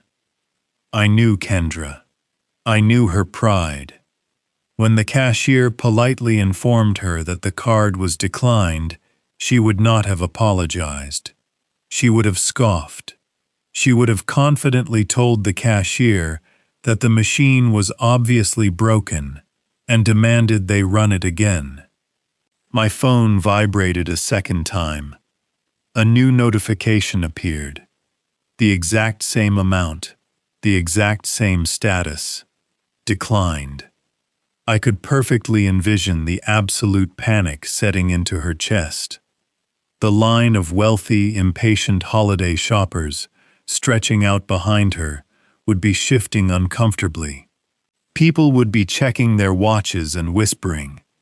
The pristine, flawless image she fought so desperately to project was publicly shattering in the middle of a crowded supermarket. The cashier would hand the useless plastic card back to her, informing her that she needed another form of payment. She could not abandon 3 carts full of custom-cut meat and rare cheeses. The humiliation of walking away empty-handed in front of her peers would be a fate worse than death for a woman like her. She had no other option. She would have been forced to open her own designer wallet and retrieve her personal credit cards. These were the cards she desperately kept hidden. The cards carrying 24% interest rates and massive rolling balances. She would have to swipe her own plastic, absorbing the catastrophic financial blow right there at the register. 30 minutes later, my town car pulled up to the airport terminal.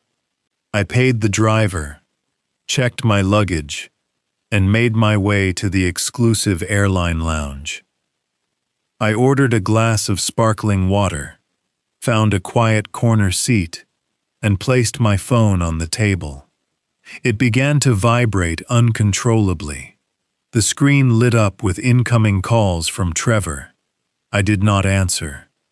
I simply watched the missed calls pile up until they eventually rolled over to voicemail. When the ringing finally stopped, I pressed the button to listen to the messages. The audio quality was distorted by the sheer volume of the screaming in the background. It was Trevor. His voice was frantic, breathless, and trembling with panic. "Dad, you need to call me back immediately," he stammered into the receiver. "There is a massive bank error. Kendra just got back from the store, and your card declined. She had to put almost $5,000 on her own credit card, and it completely maxed out her limit. You need to transfer the funds to us right now. Call the bank. Fix this. We do not have the money to pay this off." In the background of the voicemail, I could hear the unmistakable shrill screeching of Kendra. She was completely hysterical. I could hear the sound of heavy grocery bags being slammed onto the kitchen counters. She was screaming at Trevor, calling him useless, demanding to know why my bank had frozen the accounts right before her family arrived. She was throwing a massive, destructive tantrum, tearing their fragile marriage apart over a few thousand of premium cheese and raw beef. I deleted the voicemail with a single tap of my finger. I did not call the bank. I did not transfer a single penny. I simply turned off my phone, placed it in my jacket pocket, and watched the snow begin to fall on the runway outside the lounge window. The first structural pillar of their false kingdom had completely collapsed, crushing them under its weight. And the most beautiful part of the entire operation was knowing that the true disaster had not even begun. The utility shut off was still 3 days away. I took a slow, refreshing sip of my water. The holiday season was turning out to be absolutely spectacular. I had been gone for exactly 48 hours. In the mind of a structural engineer, 48 hours is a highly critical measurement of time. It is exactly the duration required for an unmaintained operating system to show its first visible signs of critical stress. For 3 years, I had been the invisible current, keeping that massive property functioning. I swept the extensive hardwood floors. I polished the granite countertops. I emptied the heavy trash bins before they overflowed. And I kept the ambient temperature perfectly regulated. Without my daily physical interventions, the house was a rapidly deteriorating ecosystem. Trevor and Kendra lacked the fundamental discipline to maintain a property of that magnitude. I knew the large porcelain sink was already piling up with dirty dishes from their panicked meals. I knew the garbage bags were swelling and leaking in the kitchen, because neither of them possessed the foresight to drag the heavy bins down the long, icy driveway before the storm hit. The invasion began promptly at 3 o'clock in the afternoon. I knew this because my security camera application, which I had conveniently left active on my mobile device while sitting comfortably in my Vail Lodge, alerted me to the motion at the front door. I watched the silent black and white footage from thousands of miles away while sipping a warm cup of coffee. A massive fleet of rental cars and aggressive suburban transports swarmed my driveway, parking haphazardly on the frozen grass and completely blocking the sidewalk. The doors swung open, and the horde descended.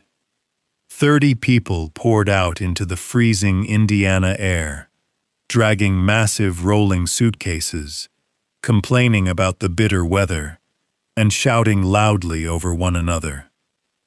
It was a chaotic, turbulent swarm of heavy winter coats and deeply entitled attitudes.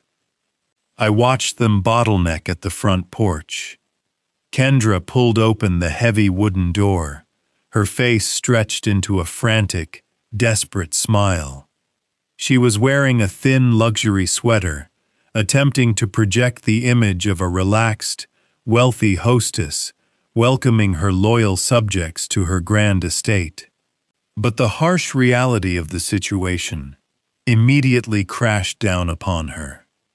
30 people stomping through the foyer meant 60 wet, muddy winter boots dragging melting, dirty snow and road salt directly across the pristine marble tiles I used to mop by hand.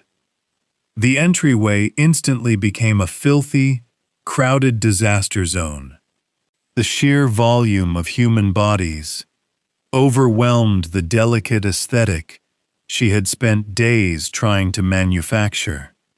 Kendra had spent her entire adult life seeking the approval of her mother. Her mother was a woman whose primary language was criticism, wrapped in passive-aggressive concern. I could perfectly visualize the matriarch stepping into the foyer, removing her expensive leather gloves, and immediately scanning the architecture for flaws. Kendra had paid a professional cleaning service days ago, but 48 hours of her and Trevor living in a state of absolute panic had completely erased that effort. The mother would have run a perfectly manicured finger along the intricate oak wainscoting of the hallway, pulling it back to inspect the fine layer of dust that had already settled there. She would not yell or scream. She would simply sigh, a soft, deeply disappointed sound that would cut straight through the fragile ego of her daughter. The guest rooms were the next immediate point of structural failure. Without me there to launder the heavy winter sheets, fold the guest towels, and arrange the pillows, the accommodations were severely lacking. Kendra had undoubtedly shoved her numerous relatives into the spare rooms and the makeshift office spaces, apologizing profusely for the mess, and likely blaming a fictional domestic staff for taking the holiday off. I listened to the frantic voicemails Trevor left me later that evening, detailing the absolute nightmare unfolding in my hallways. He whispered into the phone, hiding in a locked bathroom, begging me to come back because Kendra was on the verge of a total nervous breakdown. Her aunt was loudly complaining that the cheap air mattresses were deflating on the cold hardwood floors, leaving her to sleep on the rigid wood. Her younger cousins were fighting aggressively over the single shared bathroom in the East Wing, because the hot water tank could not possibly keep up with a dozen people attempting to shower back to back. The house simply was not plumbed or designed to operate as a high-capacity hotel, and the infrastructure was failing under the immense sudden load. But the most exquisite failure of the evening occurred in the formal dining room. Kendra had drained her maximum credit limits at the luxury grocery store, focusing entirely on the premium meats and the artisanal cheeses. She had completely miscalculated the sheer volume of alcohol required to sedate 30 highly critical relatives over a long winter night. Her father, an arrogant, pompous man who considered himself an amateur sommelier, had marched over to the built-in mahogany bar expecting to find a curated selection of premium spirits. Instead, he found the few cheap bottles of generic table wine Kendra had desperately grabbed from a corner convenience store to make up the difference when her funds abruptly ran dry. Trevor sobbed into his voicemail, describing the scene in excruciating detail. He explained how his father-in-law held up a bottle of $15 blended red wine, examining the cheap metal screw cap with absolute open disgust. The older man turned to the crowded room and loudly asked Kendra if the logistics firm Trevor worked for was facing a potential bankruptcy, because serving this kind of offensive swill to family was simply embarrassing. He openly questioned why they were living in such a massive, expensive house, if they could not even afford to properly stock a basic liquor cabinet for the holidays.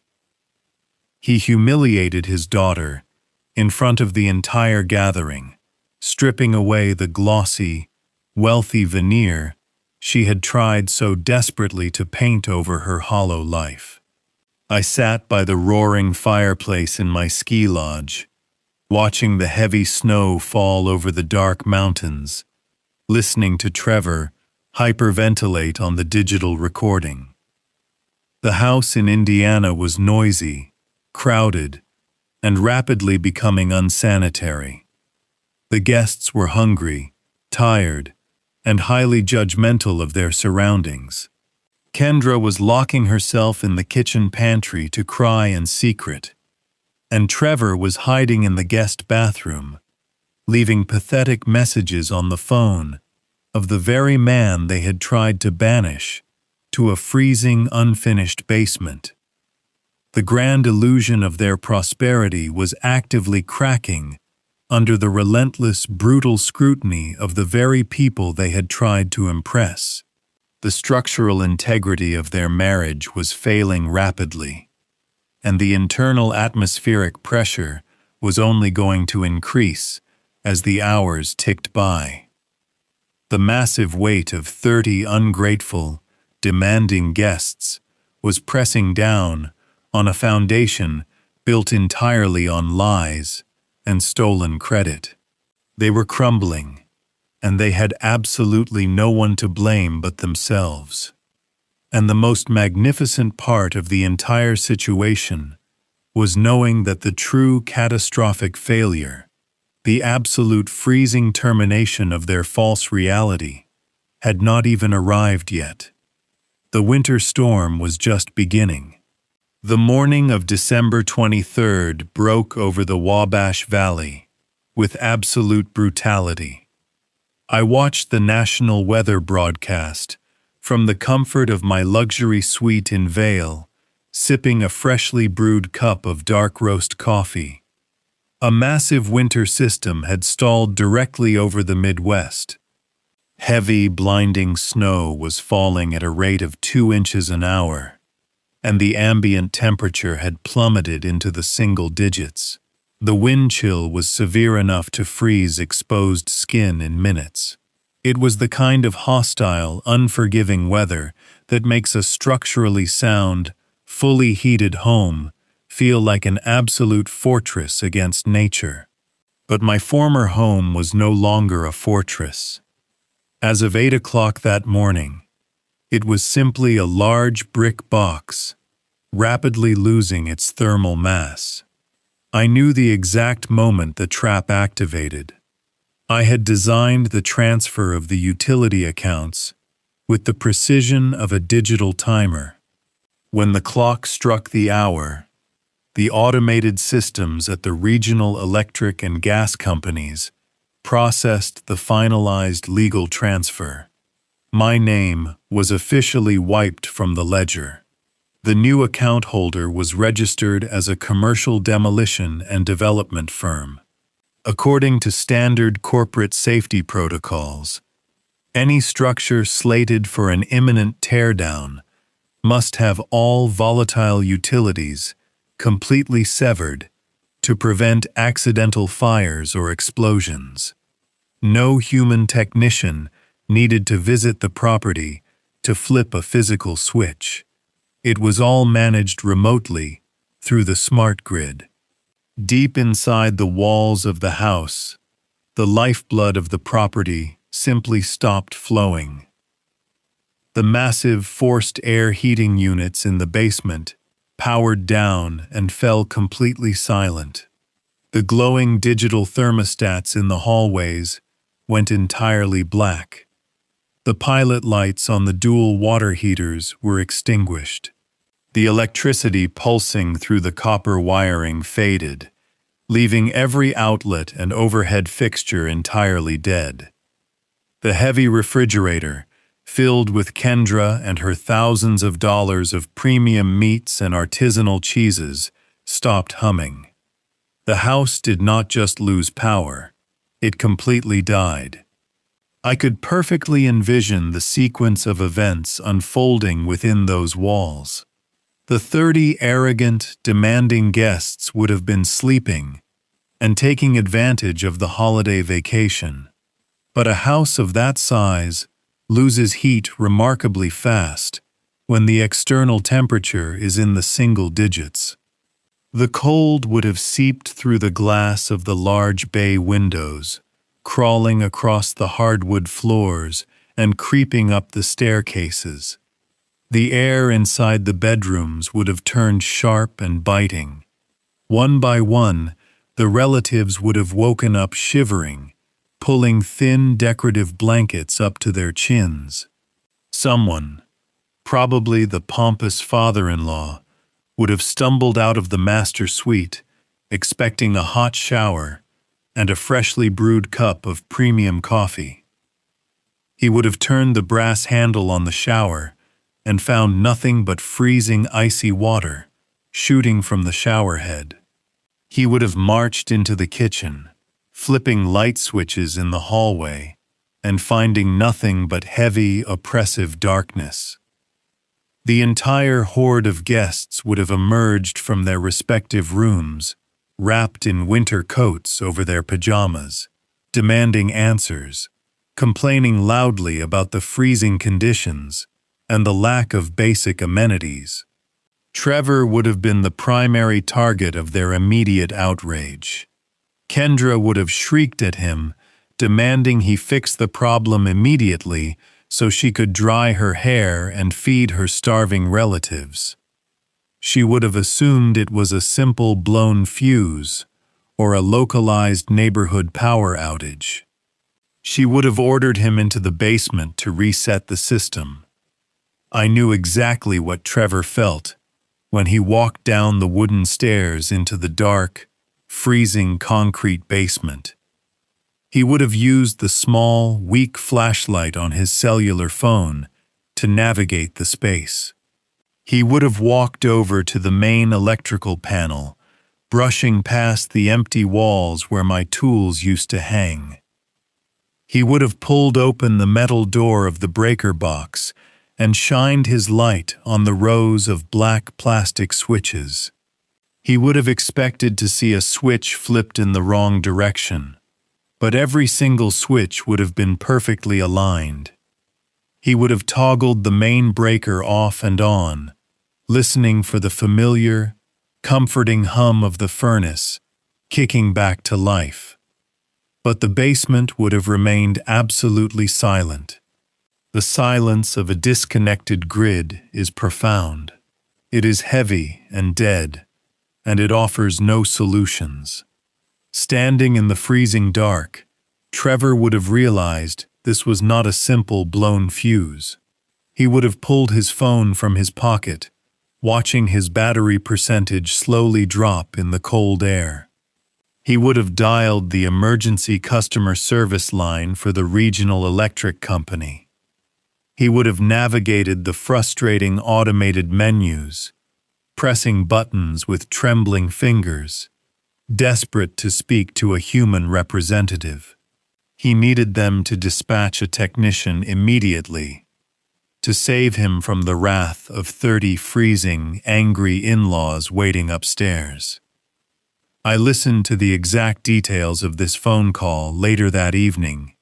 Through a frantic, highly emotional voicemail Trevor left on my blocked number.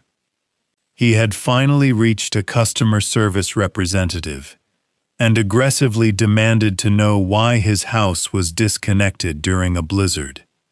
He gave them the address and demanded they restore the power immediately. The representative, a calm, professional worker, would have pulled up the account details on their screen. They would have asked for his name and then politely informed him that he was not authorized to make any changes or inquiries regarding that specific address. Trevor told me in his tearful message how he had shouted at the woman, claiming he was the son of the owner and that they needed emergency heat. The representative would have maintained her corporate composure. She would have told him that the previous owner, Everett, had successfully closed the account several days prior. She would have clearly explained that the property was now legally registered to a commercial holding company. And then she would have delivered the final devastating blow that shattered Trevor and his entire perception of reality. She would have informed him that the new corporate owner had explicitly requested a total hard termination of all utility services at that address. She would have stated clearly that the property was legally coded as a condemned structure, pending immediate commercial demolition. Therefore, no utilities could or would be restored to that location under any circumstances. She advised him to evacuate the premises for his own safety. I sat in Vail, watching the snow fall over the pristine white mountains, sipping my coffee. I could imagine the sheer absolute terror gripping Trevor as he stood alone in the dark, freezing basement. Demolition, corporate owner, condemned structure. The words would have circled his mind like vultures. The reality of the situation would have crashed down upon him, crushing the breath right out of his lungs. The massive, expensive house he had treated as his own personal free hotel was gone. It had been sold right out from under him while he was sleeping. He had no legal rights. He had no power. He had no heat. I was a broke, unemployed man standing in a freezing basement with a maxed-out credit card, a furious, entitled wife, and 30 aggressive relatives upstairs who were waiting for him to fix a problem that was fundamentally impossible to solve. The structural illusion he and Kendra had so carefully built to impress their family was not just cracking, it had completely evaporated into thin air. The temperature inside the house was dropping rapidly, but the true chill, the cold, inescapable dread of total ruin, had finally reached his bones. The heavy timber beams of the Vail Ski Lodge stretched high above my head, framing a massive wall of pristine glass.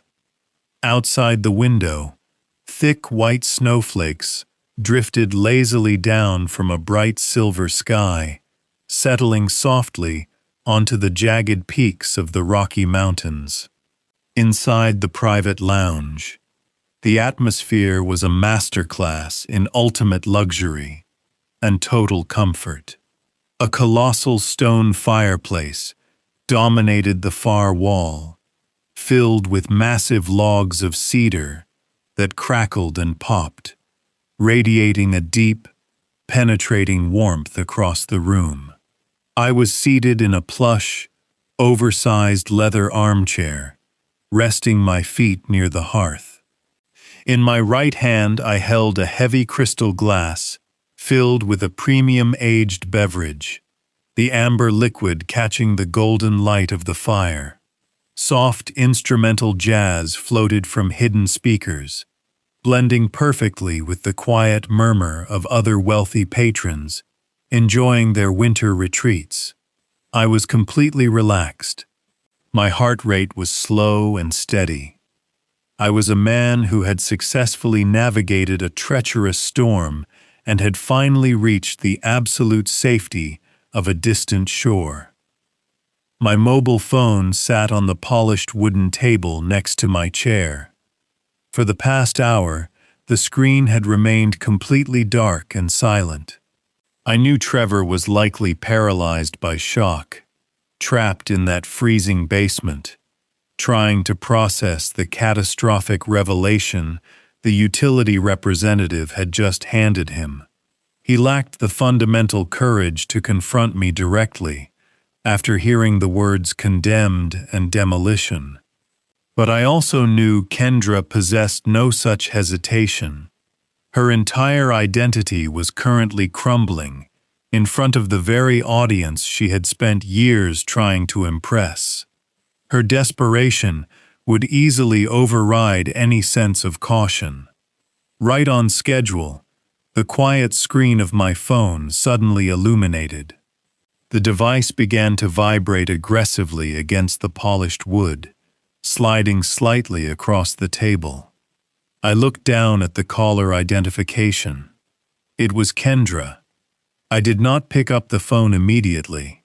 I let it vibrate, watching the screen flash her name over and over again.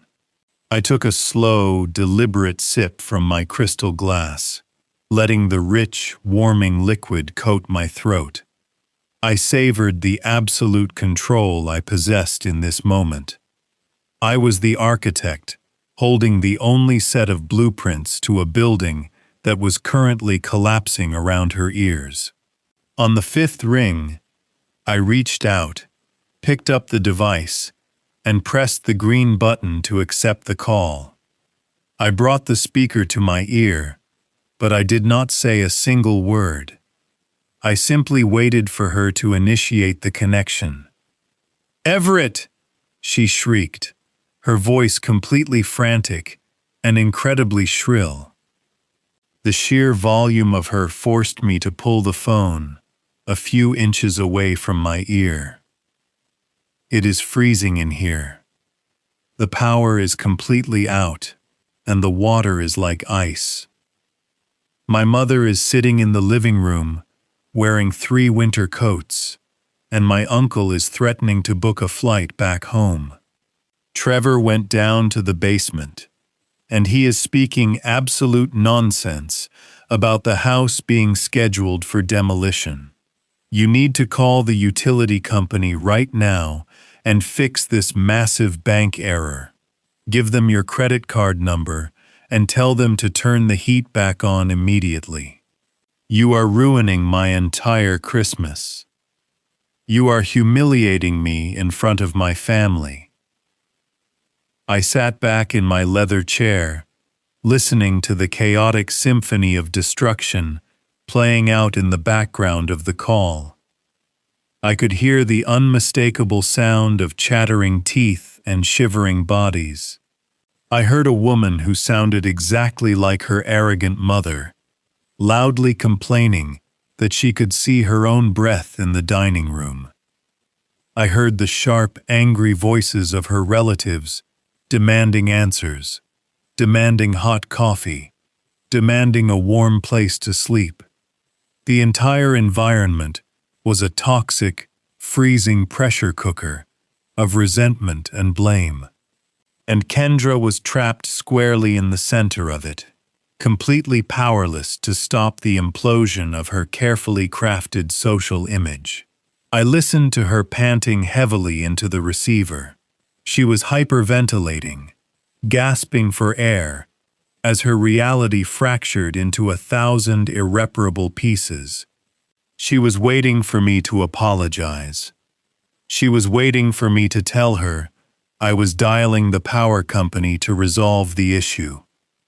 She was waiting for the subservient old man to step in and finance her salvation one last time.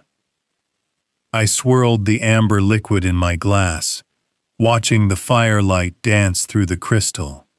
"Kendra," I said, my voice dropping to a low, calm, and incredibly smooth pitch.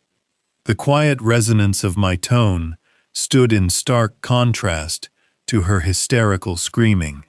"There is no bank error. There is no mistake with the billing department. And there is absolutely nothing I can do to restore the heat to that property." "What are you talking about?" she demanded, her voice cracking with mounting terror. "It is your house. You pay the bills. Call them and fix it." "That is where you are fundamentally incorrect," I replied, speaking with the slow, deliberate cadence of a teacher, explaining a very simple concept to a very slow student. "I do not pay the bills, and more importantly, I do not own that house anymore. I sold the entire property to a commercial real estate developer for a pure cash transaction. The final paperwork was signed weeks ago." The line went dead silent. For a few glorious seconds, the only sound was the crackle of the cedar logs in my fireplace and the faint howling of the Indiana blizzard echoing through her end of the phone. I could practically hear the gears inside her mind grinding together and shattering as the truth finally penetrated her thick wall of denial. "You sold it," she whispered, her voice barely audible over the background noise of her complaining relatives. "But we live here. My family is here. Where are we supposed to go?" "That is a logistical problem you will have to solve on your own," I told her, feeling a profound sense of satisfaction wash over my entire being. "The developer assumed total legal control of the utilities this morning. Standard corporate demolition protocol requires a hard shutoff of all volatile services to prevent liability before the bulldozers arrive on the 26th.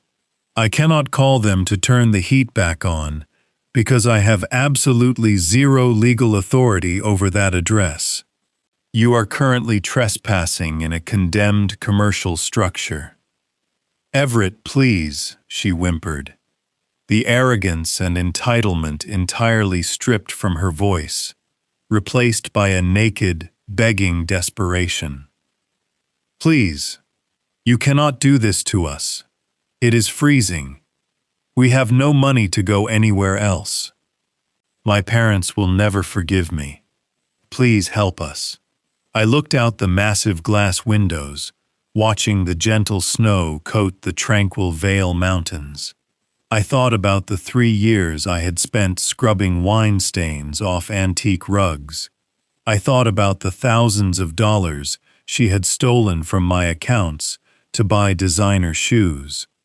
I thought about the moment she demanded I sleep on a broken metal spring in a damp basement, so her parents could sleep in the bed I shared with my late wife.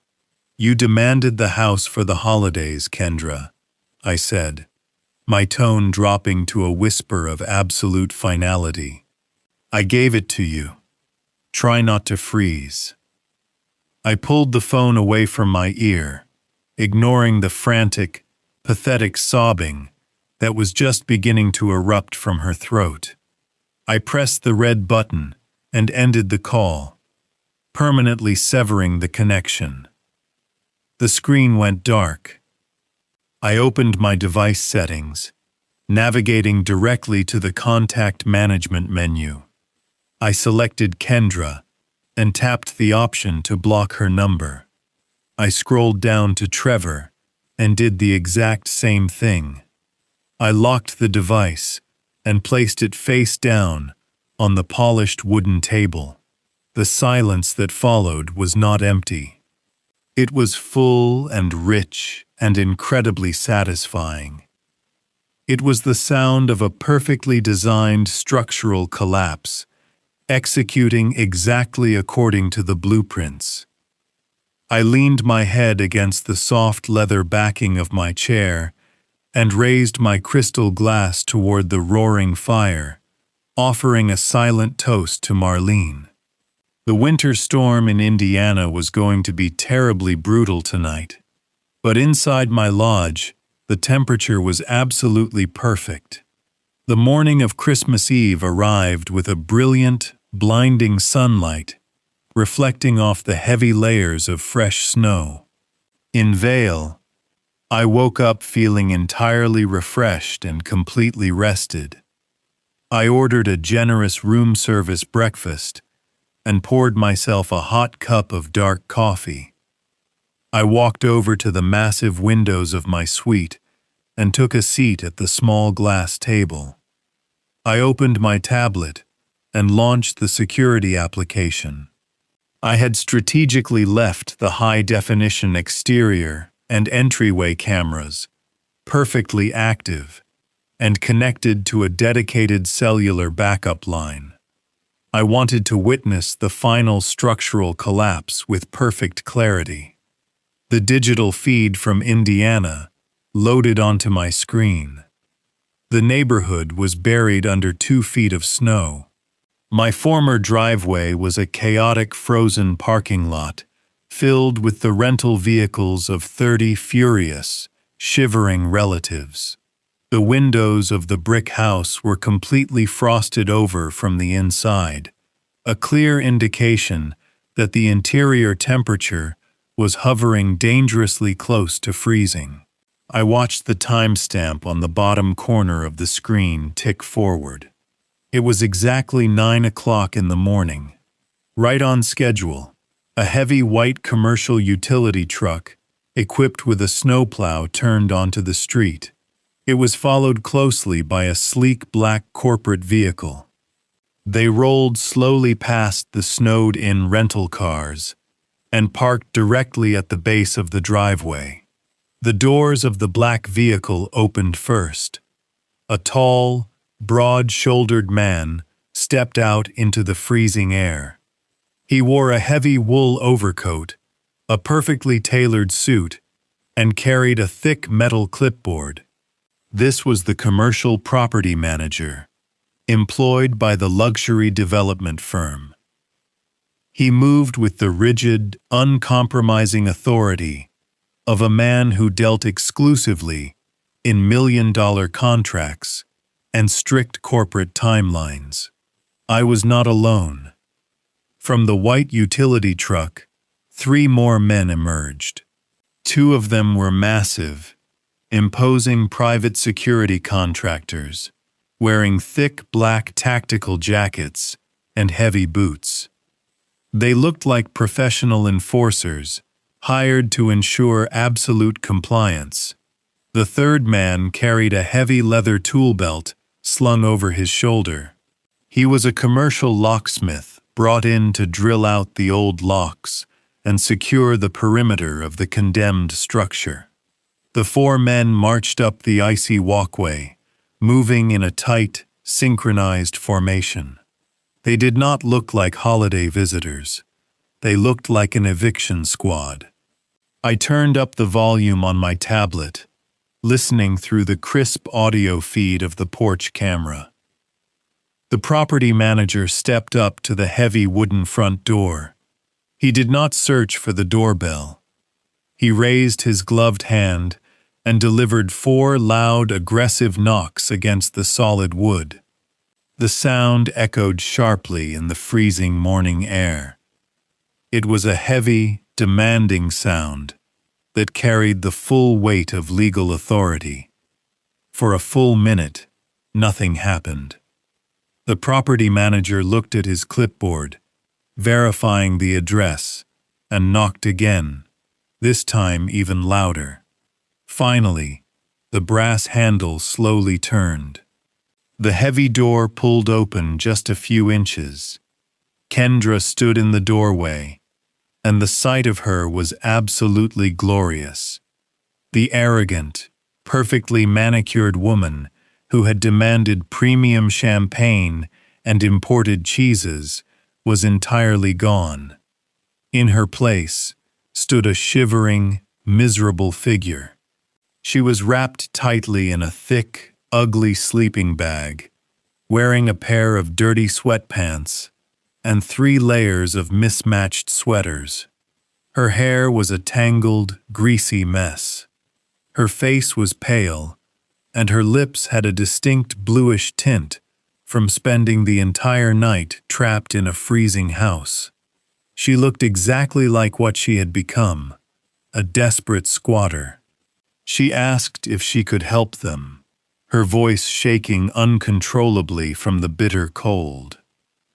The property manager looked at her with an expression of absolute corporate detachment. He did not offer a warm holiday greeting. He glanced down at the documents attached to his metal clipboard and then looked back at Kendra. He stated, his voice booming clearly through the microphone, that he was the regional director for the Commercial Development Group. He announced he was looking for the previous owner to conduct the final pre-demolition walkthrough. Kendra gripped the edge of the door, her knuckles turning white. She stammered, her teeth audibly chattering, that the previous owner was not there. She claimed he went on vacation, and that they were his family staying there for Christmas. The property manager frowned, stepping closer to the threshold. The 2 massive security guards moved up right behind him, crossing their arms over their broad chests.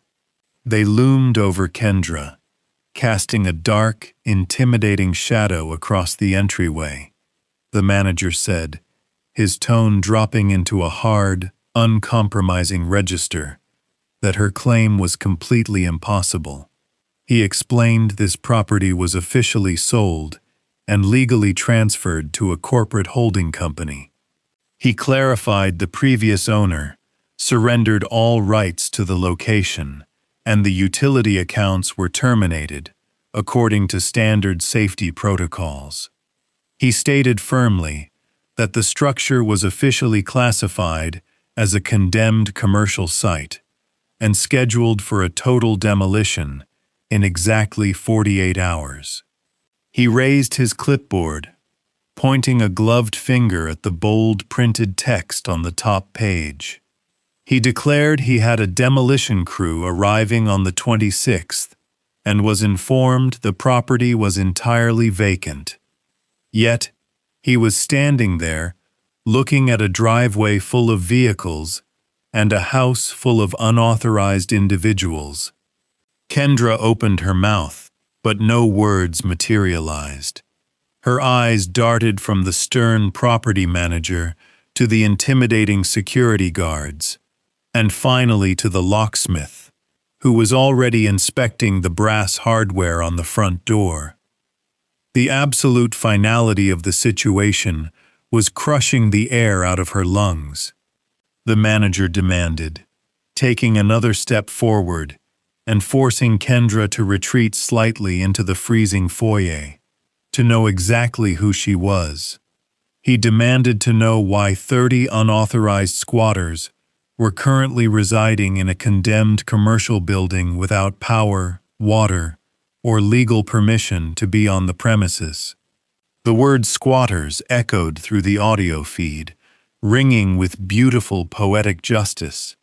She was no longer a wealthy hostess.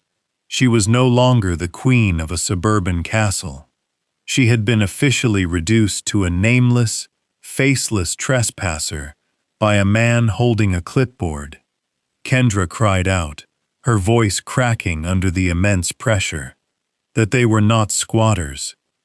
She insisted this was her father-in-law's house, and that they lived there. She pleaded that her entire family was inside, and they were freezing. The property manager did not show a single ounce of pity. He simply shook his head and pulled a thick packet of legal documents from beneath the clip of his board. He said coldly, holding the papers up for her to see, that her father-in-law did not own the house. He stated his corporation owned the house. He told her she had no lease, she had no legal rights, and she was trespassing on a highly dangerous commercial construction site. I sat back in my plush armchair in Vale, taking a slow, deeply satisfying sip of my coffee.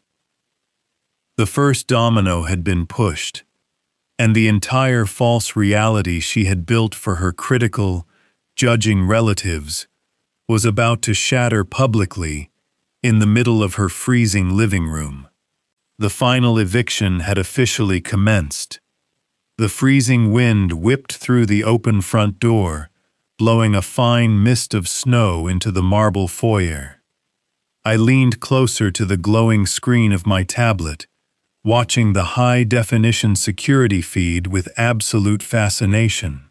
Kendra was trembling uncontrollably, wrapped in her dirty sleeping bag, staring at the property manager as if he were an executioner.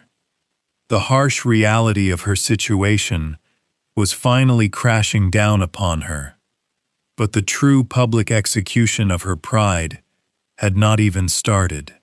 From the depths of the freezing house, loud, heavy footsteps echoed down the hallway. Kendra shrank back as her father marched into the entryway. He was a large, pompous man who had spent the entire previous evening loudly bragging to his siblings and cousins about the massive estate his successful daughter had purchased. He was wearing a heavy wool coat over his pajamas, his face red with a mixture of cold and profound irritation. He stepped up behind Kendra, placing a heavy hand on her shoulder and glaring at the men standing on the porch. He demanded to know what was going on and why the front door was standing wide open, letting in the freezing air. He puffed out his chest, looking directly at the property manager, and loudly announced that this was his daughter and son-in-law's private home. He threatened to call the police if the men did not leave their property immediately. I took a slow, deeply satisfying sip of my coffee in Vale. The arrogant father had just walked perfectly into the trap. The property manager did not flinch. He did not back down. He simply looked at the older man with an expression of cold corporate amusement. He stated very clearly, so that his voice carried down the hallway and into the crowded living room, that this was absolutely not her home. He announced that this property belonged to a commercial development firm and that everyone currently inside the structure was trespassing. The father let out a loud, arrogant laugh, waving his hand dismissively. He insisted that there must be some kind of clerical error, because his daughter Kendra and her husband Trevor had recently bought this massive suburban estate. He turned to Kendra, expecting her to agree with him and order the men off the porch. But Kendra could not speak. She kept her eyes glued to the floor, her face buried in the folds of her sleeping bag, shivering from something much deeper than the winter cold. Just then, Trevor emerged from the basement stairwell, dragging his feet like a condemned man walking to the gallows. He looked completely defeated, his shoulders slumped, his face a mask of total despair. He walked into the foyer, stepping up beside his humiliated wife and his confused father-in-law. The property manager looked down at his clipboard, verifying a name, and then looked directly at my son. The manager asked if he was Trevor. Trevor nodded weakly, his voice barely a whisper. The manager reached into the thick leather portfolio under his arm. He pulled out a heavy stack of legal documents printed on crisp white paper and bound by a thick blue legal clip. He did not hand them over politely. He shoved the heavy stack of papers directly into Trevor's chest, forcing him to take them. The manager announced loudly that he was officially serving them with a 24-hour notice of eviction. He stated that the attached documents contained the final deed of sale, signed and executed by the actual legal owner, Everett. He clarified that the property was sold in a cash transaction weeks ago, and that Trevor and Kendra had absolutely no lease, no ownership, and zero legal rights to occupy the premises. The silence in the foyer was absolute. The pompous father stared at the legal documents resting in Trevor's trembling hands. The color began to drain rapidly from the older man's face. He turned to his daughter, his voice dropping its arrogant edge and replacing it with a tone of rising panic. He asked Kendra what the man was talking about. He demanded to know if they owned the house. Behind them, the remaining 28 relatives had slowly gathered in the hallway and the living room, drawn by the commotion at the front door.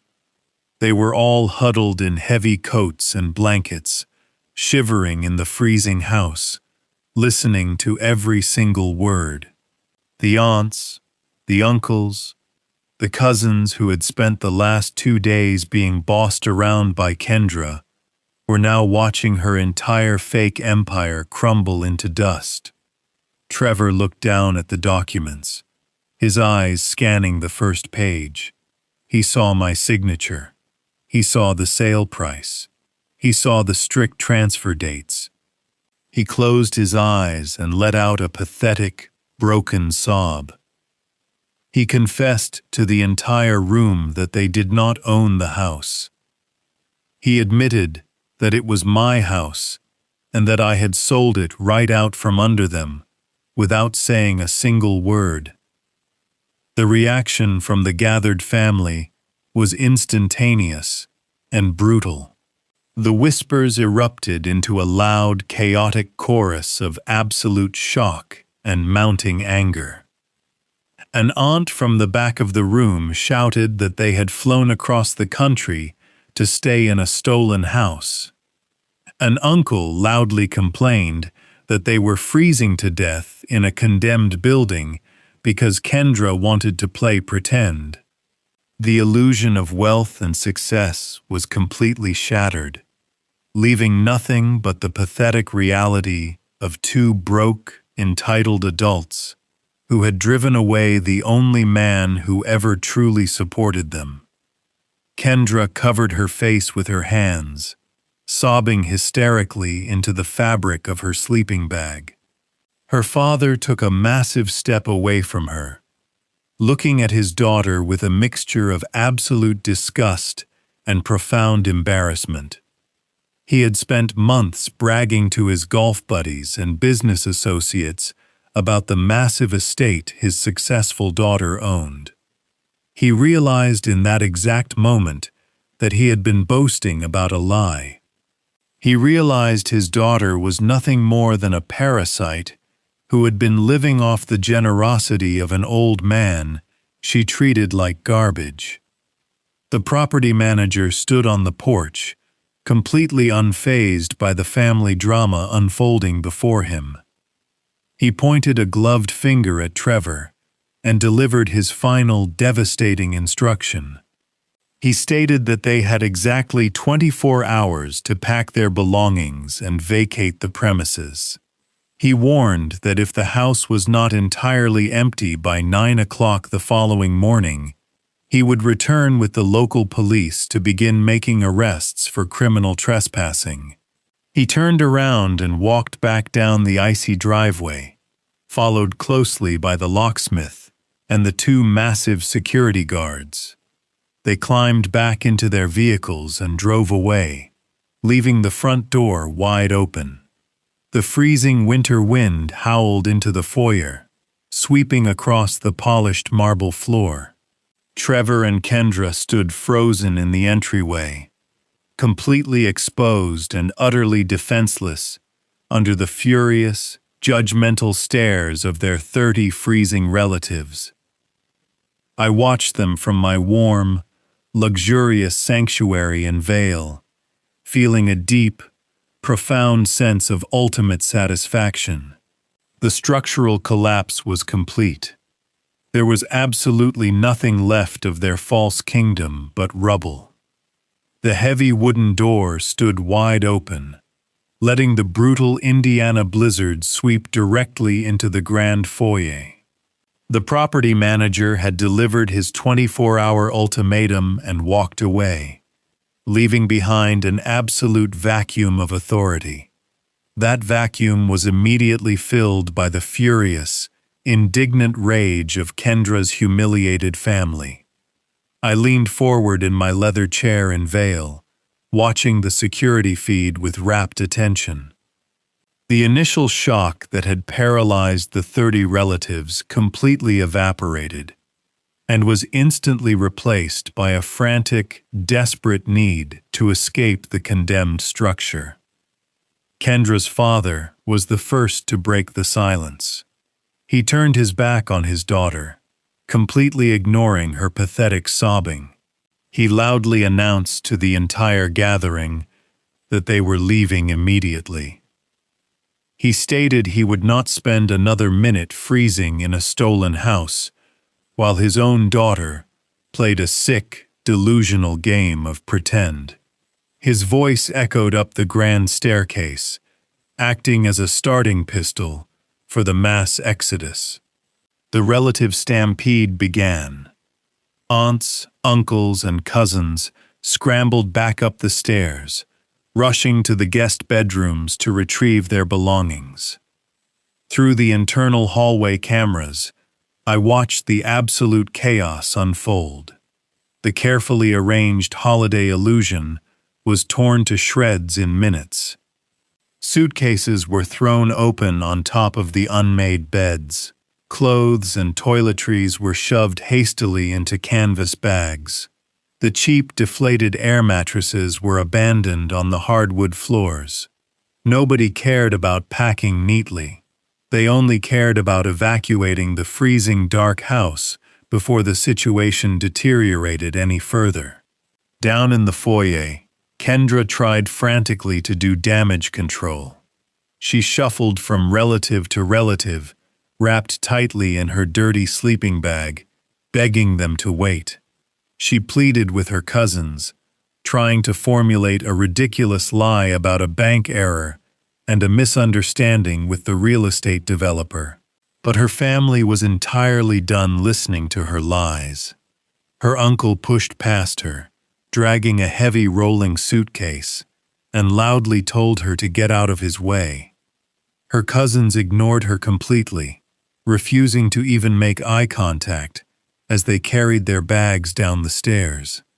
The absolute disdain they held for her was palpable through the silent video feed. Her father stood in the center of the living room, furiously tapping on his cellular phone. The massive driveway was completely snowed in and packed tightly with their frozen rental cars, making it impossible for them to drive themselves out. Instead, he was coordinating a massive emergency evacuation using a premium rideshare application.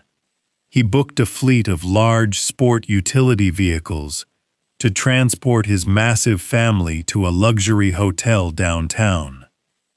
I was using his own wealth to rescue his relatives from the catastrophic disaster his daughter had orchestrated. Within 20 minutes, the first black vehicles began arriving on the snow-covered street outside. The family marched toward the front door, wrapping their heavy winter coats tightly around their bodies. They dragged their luggage across the marble tiles, leaving long streaks of dirty, melted snow in their wake. They did not say goodbye to Trevor. My son was sitting on the bottom step of the staircase, his head buried in his hands, entirely paralyzed by his impending ruin. He had completely shut down, completely unable to process the magnitude of his failure. As the last few relatives filed out the front door, Kendra made one final desperate attempt to salvage her most important relationship. She reached out and grabbed her mother by the arm, the matriarch of the family, a woman whose entire existence revolved around social status and pristine public image, stopped in the doorway.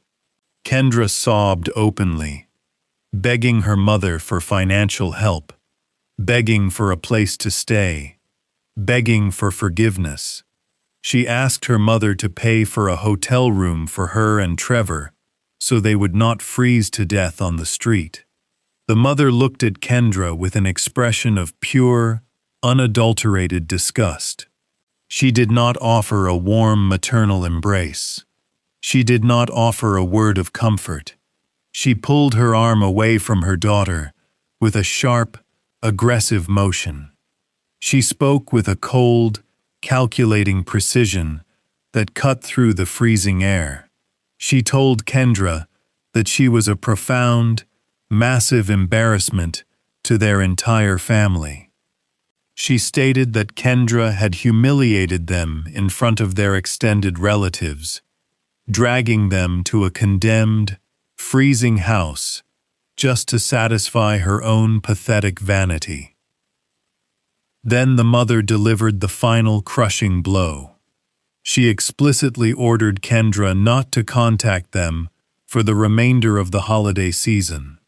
She told her daughter that she and Trevor created this disastrous mess entirely on their own, and that they would have to find a way to survive the consequences without a single dime of family money. She turned around, stepped out onto the snowy porch, and climbed into the waiting vehicle without looking back a single time. The heavy sport utility vehicles pulled away from the curb, their red tail lights disappearing into the thick white snowstorm. The street fell completely silent. The massive exodus was officially complete. Inside the house, Trevor and Kendra were left entirely alone. They were standing in the freezing dark foyer, surrounded by the muddy footprints of their departed guests and the shattered remnants of their false reality. They had absolutely no money in their bank accounts. Their credit cards were completely maximized. Their family had abandoned them in disgust, and they had exactly 23 hours left to pack their entire lives into cardboard boxes before the police arrived to arrest them for criminal trespassing. I reached out and gently tapped the screen of my tablet, closing the security application. The performance was over, and the ending was absolutely flawless. I sat back in my armchair, feeling the deep, comforting warmth of the fireplace washing over my face. I had designed a structural collapse of immense proportions, and it had executed with brilliant mathematical perfection. I took a slow, satisfying sip of my aged scotch, entirely at peace. A full week had passed since the eviction. 7 glorious, uninterrupted days of absolute tranquility. I was sitting on the private terrace of my Vale Lodge, breathing in the crisp mountain air and reading a novel I had neglected for years. My phone sat quietly on the small glass table next to my coffee. I had unblocked Trevor's number earlier that morning, not because I was ready to forgive him, but because a structural engineer always needs to verify that the demolition was completely successful. Right on schedule, the phone began to vibrate against the glass. I let it ring 3 times before slowly picking up the device and answering the call without saying a single word. The audio quality on the other end of the connection was absolutely pathetic. Through the speaker, I could hear the distinct muffled sounds of a cheap roadside motel. A police siren wailed faintly in the distance, and a heavy commercial truck rumbled past, rattling the thin windows of wherever my son was hiding. In the background, I could clearly hear Kendra crying. It was not her usual theatrical sobbing, meant to manipulate an audience. It was the hollow, exhausted weeping of a woman who had finally run out of options. Trevor took a ragged, trembling breath. He spoke my name, his voice cracking under the crushing weight of his new reality. He sounded completely broken, stripped of every ounce of the arrogant entitlement he had worn like a crown just 7 days prior. He started begging immediately, pouring out a frantic stream of apologies and excuses. He told me that they had been forced to spend their last remaining dollars on a filthy motel room just off the interstate. He confessed that their bank accounts were entirely overdrawn and their credit cards were completely maximized. He explained that his luxury vehicle was on the verge of being repossessed because he had missed 3 consecutive lease payments. He sobbed into the receiver, pleading with me to wire them just enough money to secure a small apartment. He promised he would pay me back every single cent. He swore he would find a second job. He begged me to remember that he was my only son and that I could not simply leave him to rot in a dangerous roadside motel. I sat in the morning sunlight, listening to his desperate unraveling with complete emotional detachment. I did not feel a single pang of guilt or parental obligation. I waited for him to completely exhaust his lungs and fall silent. When the line was finally quiet, I spoke with a calm, measured precision. I told him that my role as his personal automated teller machine officially terminated the exact moment he allowed his wife to treat me like a domestic servant in the home I built with his mother. I reminded him of the morning he sat at my dining table and cowered behind his plate, while Kendra exiled me to a broken spring mattress in a freezing basement. I explained that an adult man must bear the full, unmitigated weight of his own decisions.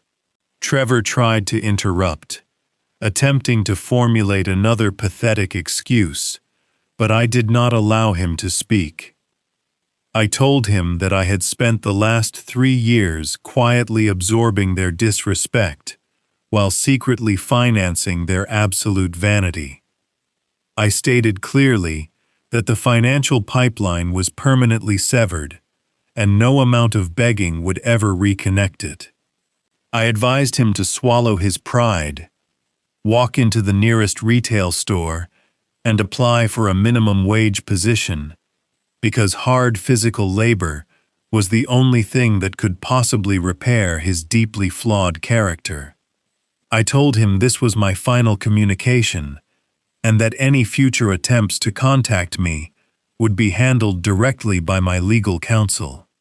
He let out a loud, agonizing cry, begging me not to hang up the phone. I did not listen to the rest of his sentence. I pulled the device away from my ear and pressed the button, dropping the call into total silence. I immediately opened my settings and permanently blocked his number, ensuring he could never breach my peace again. The final tie was officially cut. They were entirely on their own, forced to navigate the brutal, unforgiving reality of extreme debt and manual labor. I set the phone face down on the table, leaned back in my chair, and took a deep, fulfilling breath of the fresh winter air. Exactly 1 month later, the brutal, freezing Indiana blizzard feels like nothing more than a distant, faded nightmare. I am currently sitting on a massive wraparound balcony, high above the sparkling turquoise waters of the Gulf of Mexico. The warm, tropical Florida sun is beating down on my face, carrying the gentle, soothing scent of salt and blooming hibiscus on the morning breeze. There are no snowplows scraping the asphalt down below. There are no frantic phone calls about broken heaters or utility shutoffs. There is only the rhythmic, calming sound of ocean waves crashing against the pristine white sand. I purchased this ultra-luxury penthouse condominium entirely in cash, using merely a fraction of the millions generated from the swift sale of the Indiana property. The transition was flawless. I take a slow, deep sip of my dark roast coffee, allowing the rich, robust flavor to linger on my tongue. The ceramic mug rests on a sleek glass patio table, entirely free of sticky vanilla espresso stains. Inside the condominium, the floor-to-ceiling windows let the brilliant sunlight wash over immaculate imported marble floors. There are no unwashed dishes piling up in my state-of-the-art kitchen. There are no loud, obnoxious dinner parties rattling the walls on a Tuesday night. The air in my home is perfectly clean, perfectly regulated, and perfectly mine. I think back to the damp, freezing, unfinished basement, where my daughter-in-law had so casually attempted to banish me. I think of the broken metal spring on that ancient pull-out couch. The contrast between that proposed exile and my current reality is simply magnificent. I have successfully reclaimed my absolute sovereignty. Resting on the glass table, right next to my coffee mug, is a small, polished silver frame containing a photograph of Marlene. It is the picture we took on our 30th wedding anniversary. She is smiling that radiant, beautiful smile, with her dark hair blowing gently in the wind. I reach out and gently trace the smooth edge of the metal frame. Some narrow-minded people might argue that by selling the house we built together, I somehow abandoned her memory or destroyed our family legacy. But looking at her smiling face in the warm morning light, I know the exact opposite is true. I honored her memory in the most profound and protective way possible.